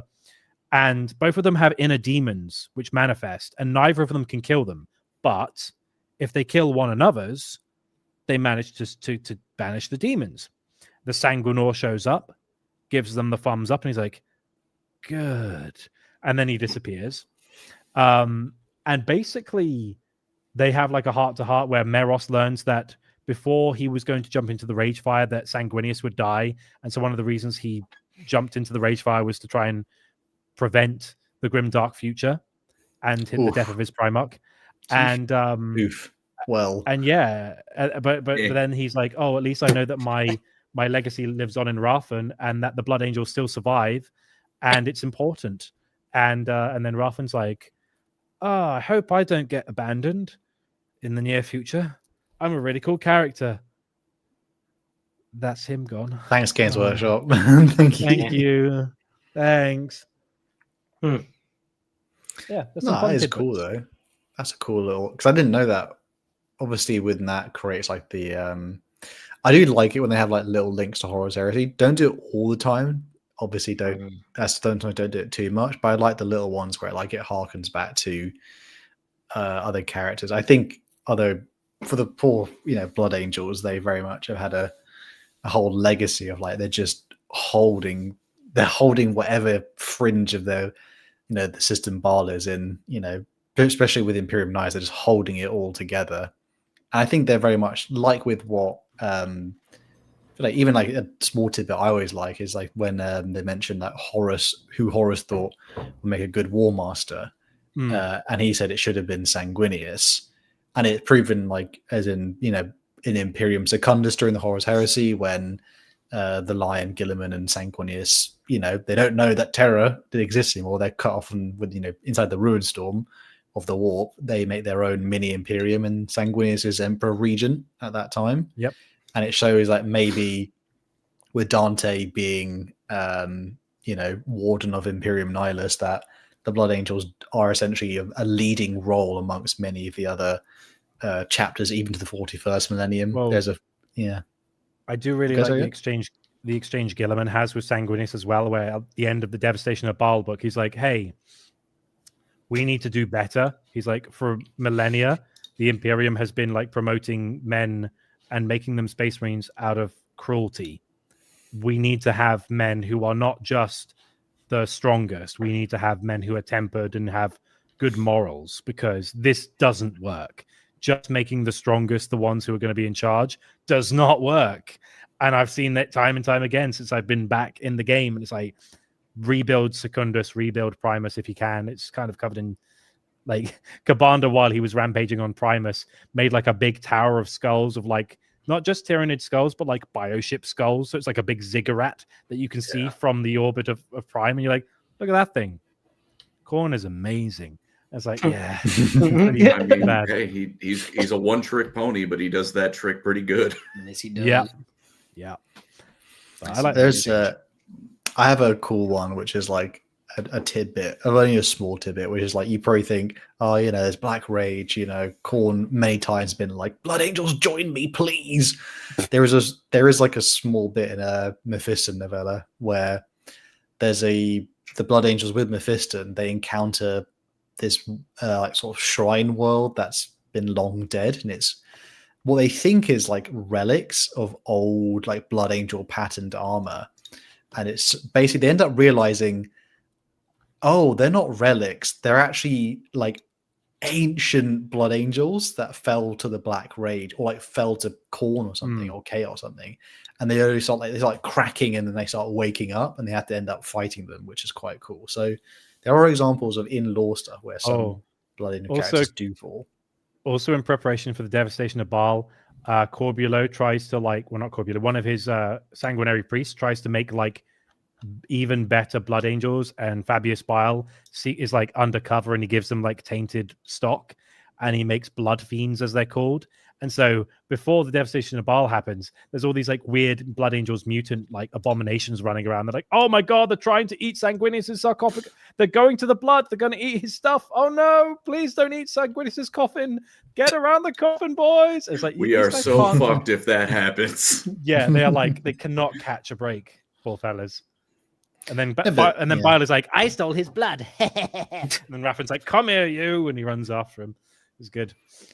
I think though with that, is there any more like small parts, Andy, that we want to go through? What about have we talked about Armageddon? Are they enough for it to matter? That's where Tycho dies, right? They were there the second and third time, so much so that there were like free sensors for the third war. One was called Yarick, one was called Dante, the other one was the Titan pilot. I can't remember his name. It was the Titan fella. Dante was really active in the second war. Third war, and second war is where Mephiston changed into what he was today, where he was buried. But the third war, they only sent like a company, and it was Tycho again, and he fell to the Black Rage and died. Cool. Yeah. I might be wrong because half of my attention has been directed towards the LoreCrimes chat, and I've been talking with people. But is it like acceptable to say that most of Blood Angel's lore is extremely self-contained, and everything they do is really only affecting their chapter? Yeah, and it doesn't like they have no participation in overarching events. Yeah, really. I mean, you got what, 2 Dante books? You got Devastation of Baal. You got 3 Mephiston books. Like you have Logan Grimnar banishing frickin' Magnus and the Space Wolves bodying people on Armageddon and stuff like. And then you have like I don't know the War of the Beasts for the Imperial Fists and so much Ultramarine stories. Ultramarines doing everything. Blood Angels kind of only are just like their own separate thing. It doesn't feel like they really have got to do much important stuff. The other problem is like Tycho has a short story. Raffen has his own omnibus, but no one remembers he exists, which is a shame. Even though Dante and Mephiston are in them, they're in those comics, and no one knows they exist. There's like a weird divide between modern 40k, and I say modern. I'm considering like Devastation of Baal modern, and then there's like retro, where it's like we're still figuring out what Warhammer is, and they have a lot of that territory as well. Yeah, a lot of their stories are more like, again, the Horus Heresy one, they're like backloaded towards the end of their first like solo stuff is in the middle of the Horus Heresy, and then they're like the main feature at the end because you know all the ones that were present at the beginning, they've all had their stories. The 40k stuff really only kind of starts with what is like the Tyrannid arc leading to the Devastation of Baal, and then essentially events surrounding that after. Like their whole 40k narrative is surrounding them sort of low-key fighting Tyrannids or in preparation for fighting Tyrannids. But there's not, but we should say again, we're talking like, as someone I think but right in the comments, there's over 11 books. And if someone said that's not like that much, most films or stories are not 11 books worth. So we are, but when like, we say that being said, you can write a book that really says nothing. Like just because volume doesn't equal like amount of but a lot happens in it, and they get a lot of love, but most of their stories essentially often focus around their home world though. That's what I'm getting. The Blood Angels lore seems to be Blood Angels Space Marines doing miscellaneous things. Well, their big thing is we did that thing when we got all our successors together, kind of like the first wall in the War of Beasts, and that was our version of that. Like that's their thing. And then it's like, oh, we didn't die. That's good. Most other stuff is like with most Space Marine things is like, oh, there's 3 companies were sent to blah blah blah war zone, but that's most Codex lore. It feels easier to like look at other Space Marine chapters and see what they've like accomplished in the galaxy, and it's harder to see Blood Angels other than them defending their own homeworld. I guess Armageddon's big though, because obviously Dante, everyone was like, oh my god, it's Dante. There are stories where they do feature as side characters and other things. Like Dante is when the salamanders meet what's his name, Tushan, the chapter master salamanders. When he's newly appointed, he goes to meet Dante, and they're the ones that bow to Dante, and the Blood Angels don't bow back because they're like, oh my god, he's the legend. That's what I'm trying to say. It's like if you had the Ultramarines, and the only real story arc the Ultramarines had was the Battle of Macraig against the Tyranids and nothing else, then the Ultramarines would be a whole lot less interesting, right? Does that make sense? As far as 40k goes, But the Ultramarines have done a billion other things in the overarching story, right? I think the big elephant in the room with Blood Angels is Dante is now overall commander of Imperium Nihilus, who's also returned to Imperium Nihilus, the Lion, who's in Dawn of War now. It's like, oh, what you're gonna supersede the Primarch? Oh, that'll go well. Okay. So I'm like, oh, is he just gonna get sidelined by the Lion, perhaps? I don't know. Maybe. Or they make either through that they make their own, like there's a plot line which is, Imperium Secundus has been revealed in whatever 40k, and it's gonna bite Guilliman in the arse unless they make a new triumvirate, the Lion, Guilliman, and Dante instead of the Lion, Guilliman, and Sanguinius. So again, like it's hard to tell because a lot of the 40k stuff is always it's 10 years in the making. So or they could just do that with all their chapter masters and leave the Primarchs alone, but that's not allowed. Also, remember that Njal Stormcaller has currently got a 100% record for sussing out which Primarchs return in what order. So according to him, the Jagatai is next. Then Corax. No, it's just not gonna. I just Jagatai then Corax. He was the Lion. Lion came back. Jagatai and Corax are next. What do you mean it's not going to happen? Actually, you know what? Infinite money. It makes them infinite. It does make them infinite money. It's got to be Leman Russ. I've only heard from Chapter Master Valrak and Auspex Tactics that Leman Russ is the one to return. Rogaldorn any day now. I cannot trust them as sources when it comes to this. Disappointed too many times. I have. They're like, I'm gonna have a bloody rant about how many things that they've said is gonna happen, and it's just not. And I'm like, I can't have faith in it. Like the Total War reveal, and you're like, oh, but he said the thing would happen. Like, he said it. He lies to me. I promise you, it's gonna come out this week. I promise you. Blood Angels make me think of Eldar, kind of, where they're like the coolest army ever, codex-wise. Like you look at the codex and their pictures and their models and their codex lore, it's really cool. And then their books, just like I just don't like. It's harder for me to care for some reason about like their other story stuff in the. But their books are really, the books are really good though. Yeah, I know. I'm not saying that books are bad. Sorry, they're not quite like Eldar. The books are good. It just feels like a lot of them just don't matter for some. I don't know why. I feel like this. It's just hard for me to get invested. Definition of Baal matters a lot. Yeah, to them. I think there's just a weird Warhammer has a unique problem where it's like you can have these big bombastic stories, but it won't actually move the needle of the story unless it's Cadia. And so then you can be like, well, there's a Blood Angels omnibus, but it doesn't matter. Or you can be like, oh, there's a whole Iron Hands series. Doesn't matter because no one's read them anyway. I don't mind that though. It's a galaxy size. Oh yeah. I agree. But like Devastation of Baal, it's not like War of the Beast where the orcs are on the doorstep of the Imperium. Yeah. It's just the Blood Angels. Like it's just 20 chapters. I think that's slightly different because War of the Beast was intended to be it isn't multiple authors. It's a huge giant series. I know. Yeah, it's like the Horus Heresy. Multiple authors contribute, whereas this is just one author. If it's to do with Necrons, with who's the guy who does it, Infinite and Divine? Oh God, I've forgotten his name. Robert Rath? Is it Robert Rath? No, it's not. I think he has Nick in the name. No, it is Robert Rath. Is it? Yeah. Sorry, I was thinking Twice Taking. Yeah, but those two books can come out, or Twice the King come out, and you can be like, someone could be like, well, what does that change about the whole story? You'd be like, it doesn't have to. It's just enjoyable lore. No, I know. I'm not saying it has to.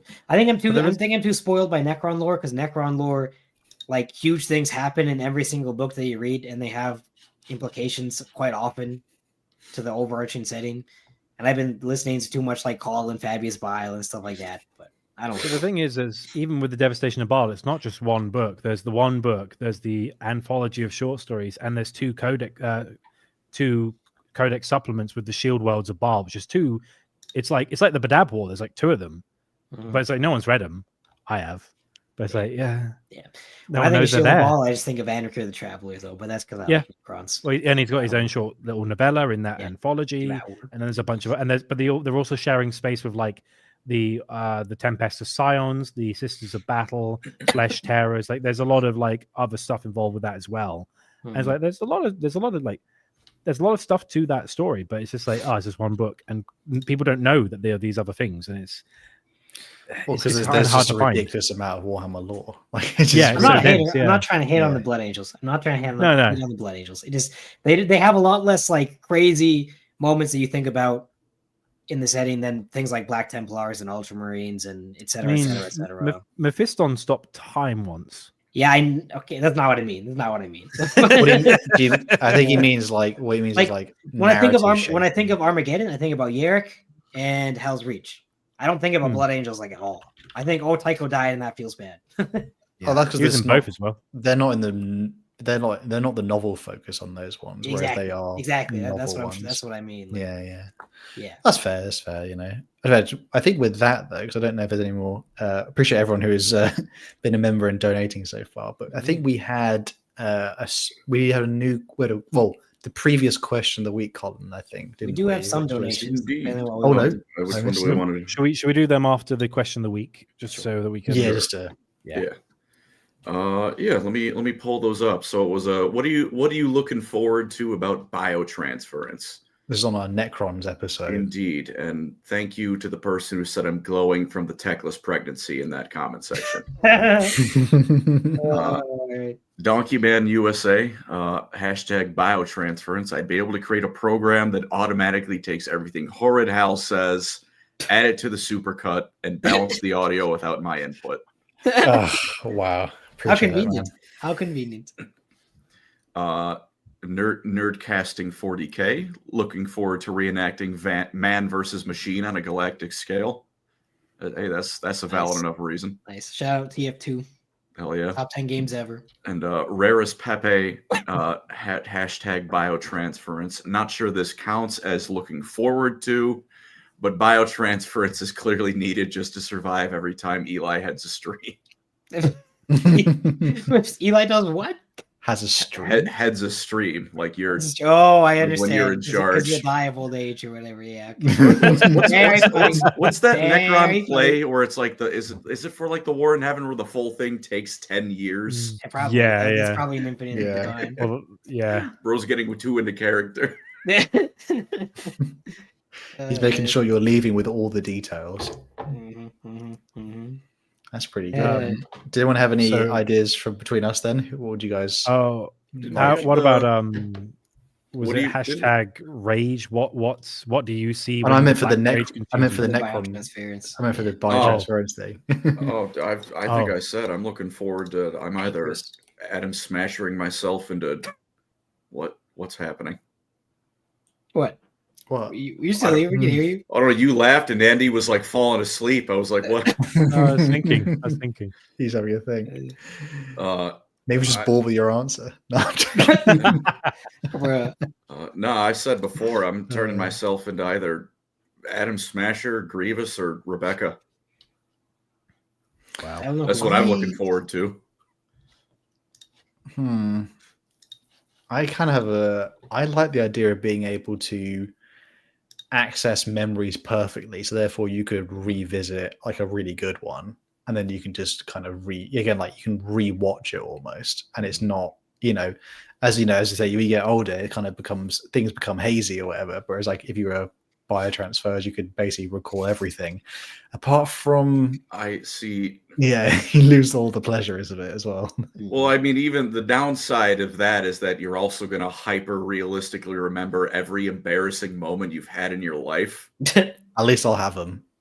I guess, but there's some memories that I please get it, go away. It's only embarrassing if you feel embarrassed. You power through it, bro.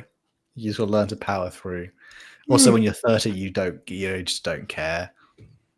You couldn't care less. It's amazing. Eli, what do you think? Hal's never had a fun party, is what I'm hearing. Oh, that's definitely not true. If this that was a bit wild. Under the assumption that everyone's getting biotransference, otherwise I wouldn't want to be physically immortal because that would suck.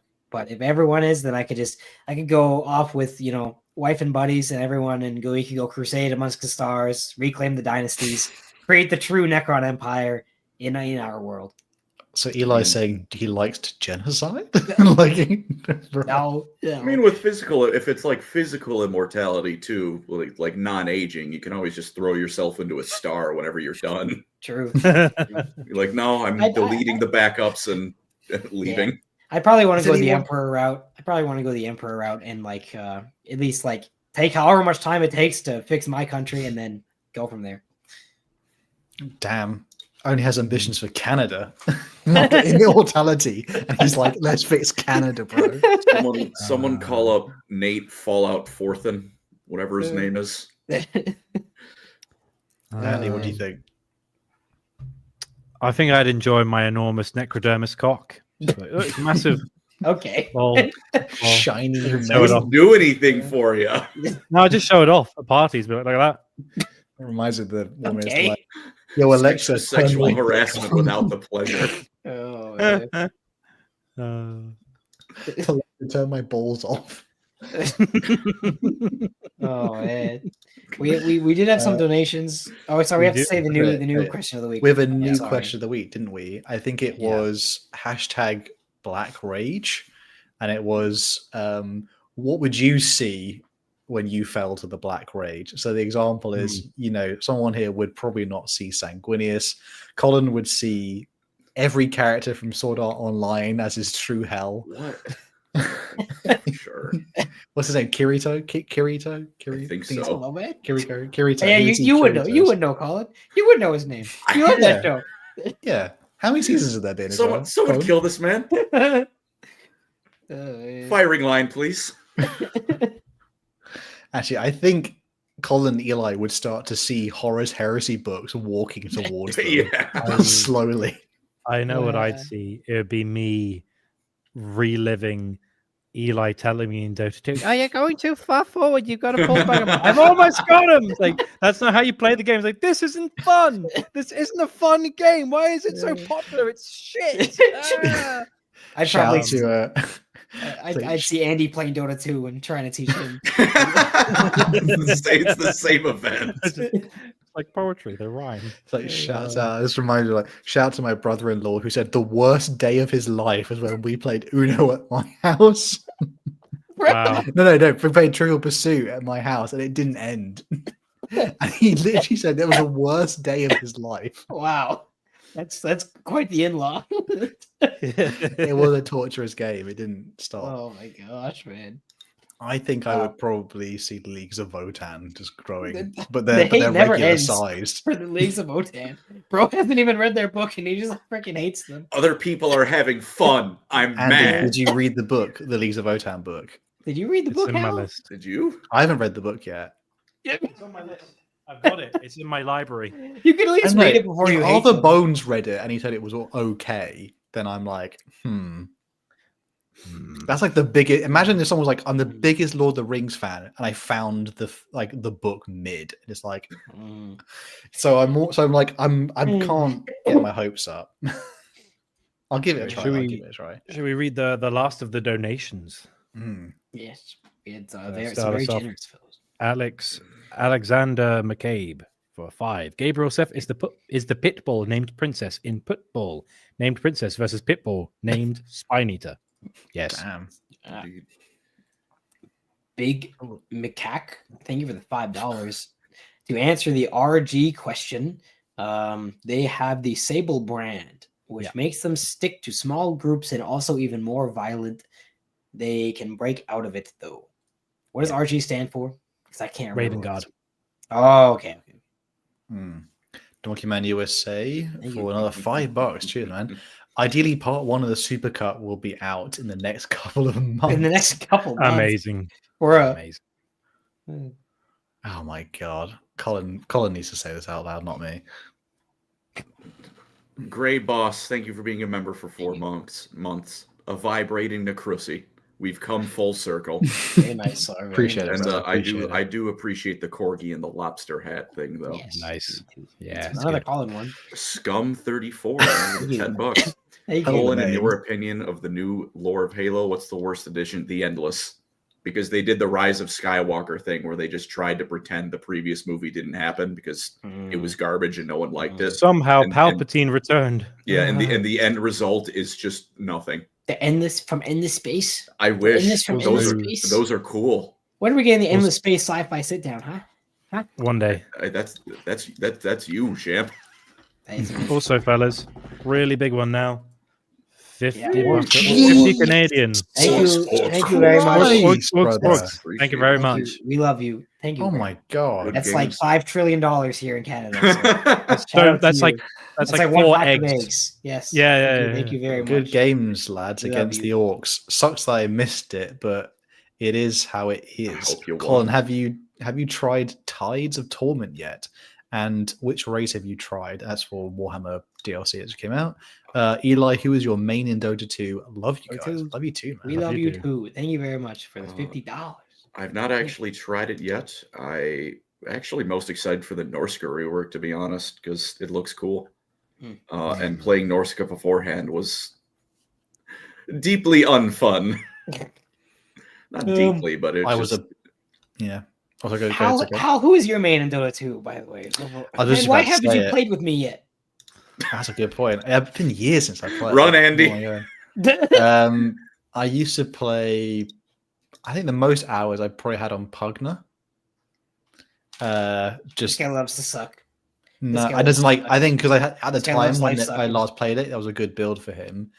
But what's the vampire one? The Night Stalker. Vampire? Oh, Night Stalker. Yeah. Night Stalker. I can't remember who else, to be honest. I don't know. It's been ages, man. I can't recall. It's like 10 years for me, literally. So. Oh, that's good. And Night Stalker is really cool. I never see him do very good, but he sure is cool. No, but we sometimes we do good. Yeah. Pugna's a Hal character, though. Pugna's a Hal character. So is Night Stalker. He's literally called Night Stalker. That's there you go, LoreCrimes chat. Anyways, my main in Dota 2 is Juggernaut.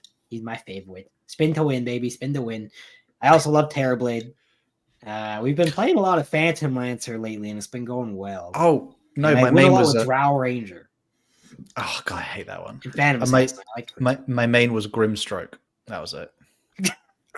It sounds so funny when you say that. Yeah, but it is his name. What is bro's name? Grimstroke. It's like he has got like a paintbrush stuff. But when Hal says stroke with anything else, it's just like immediately stroking it. Yeah.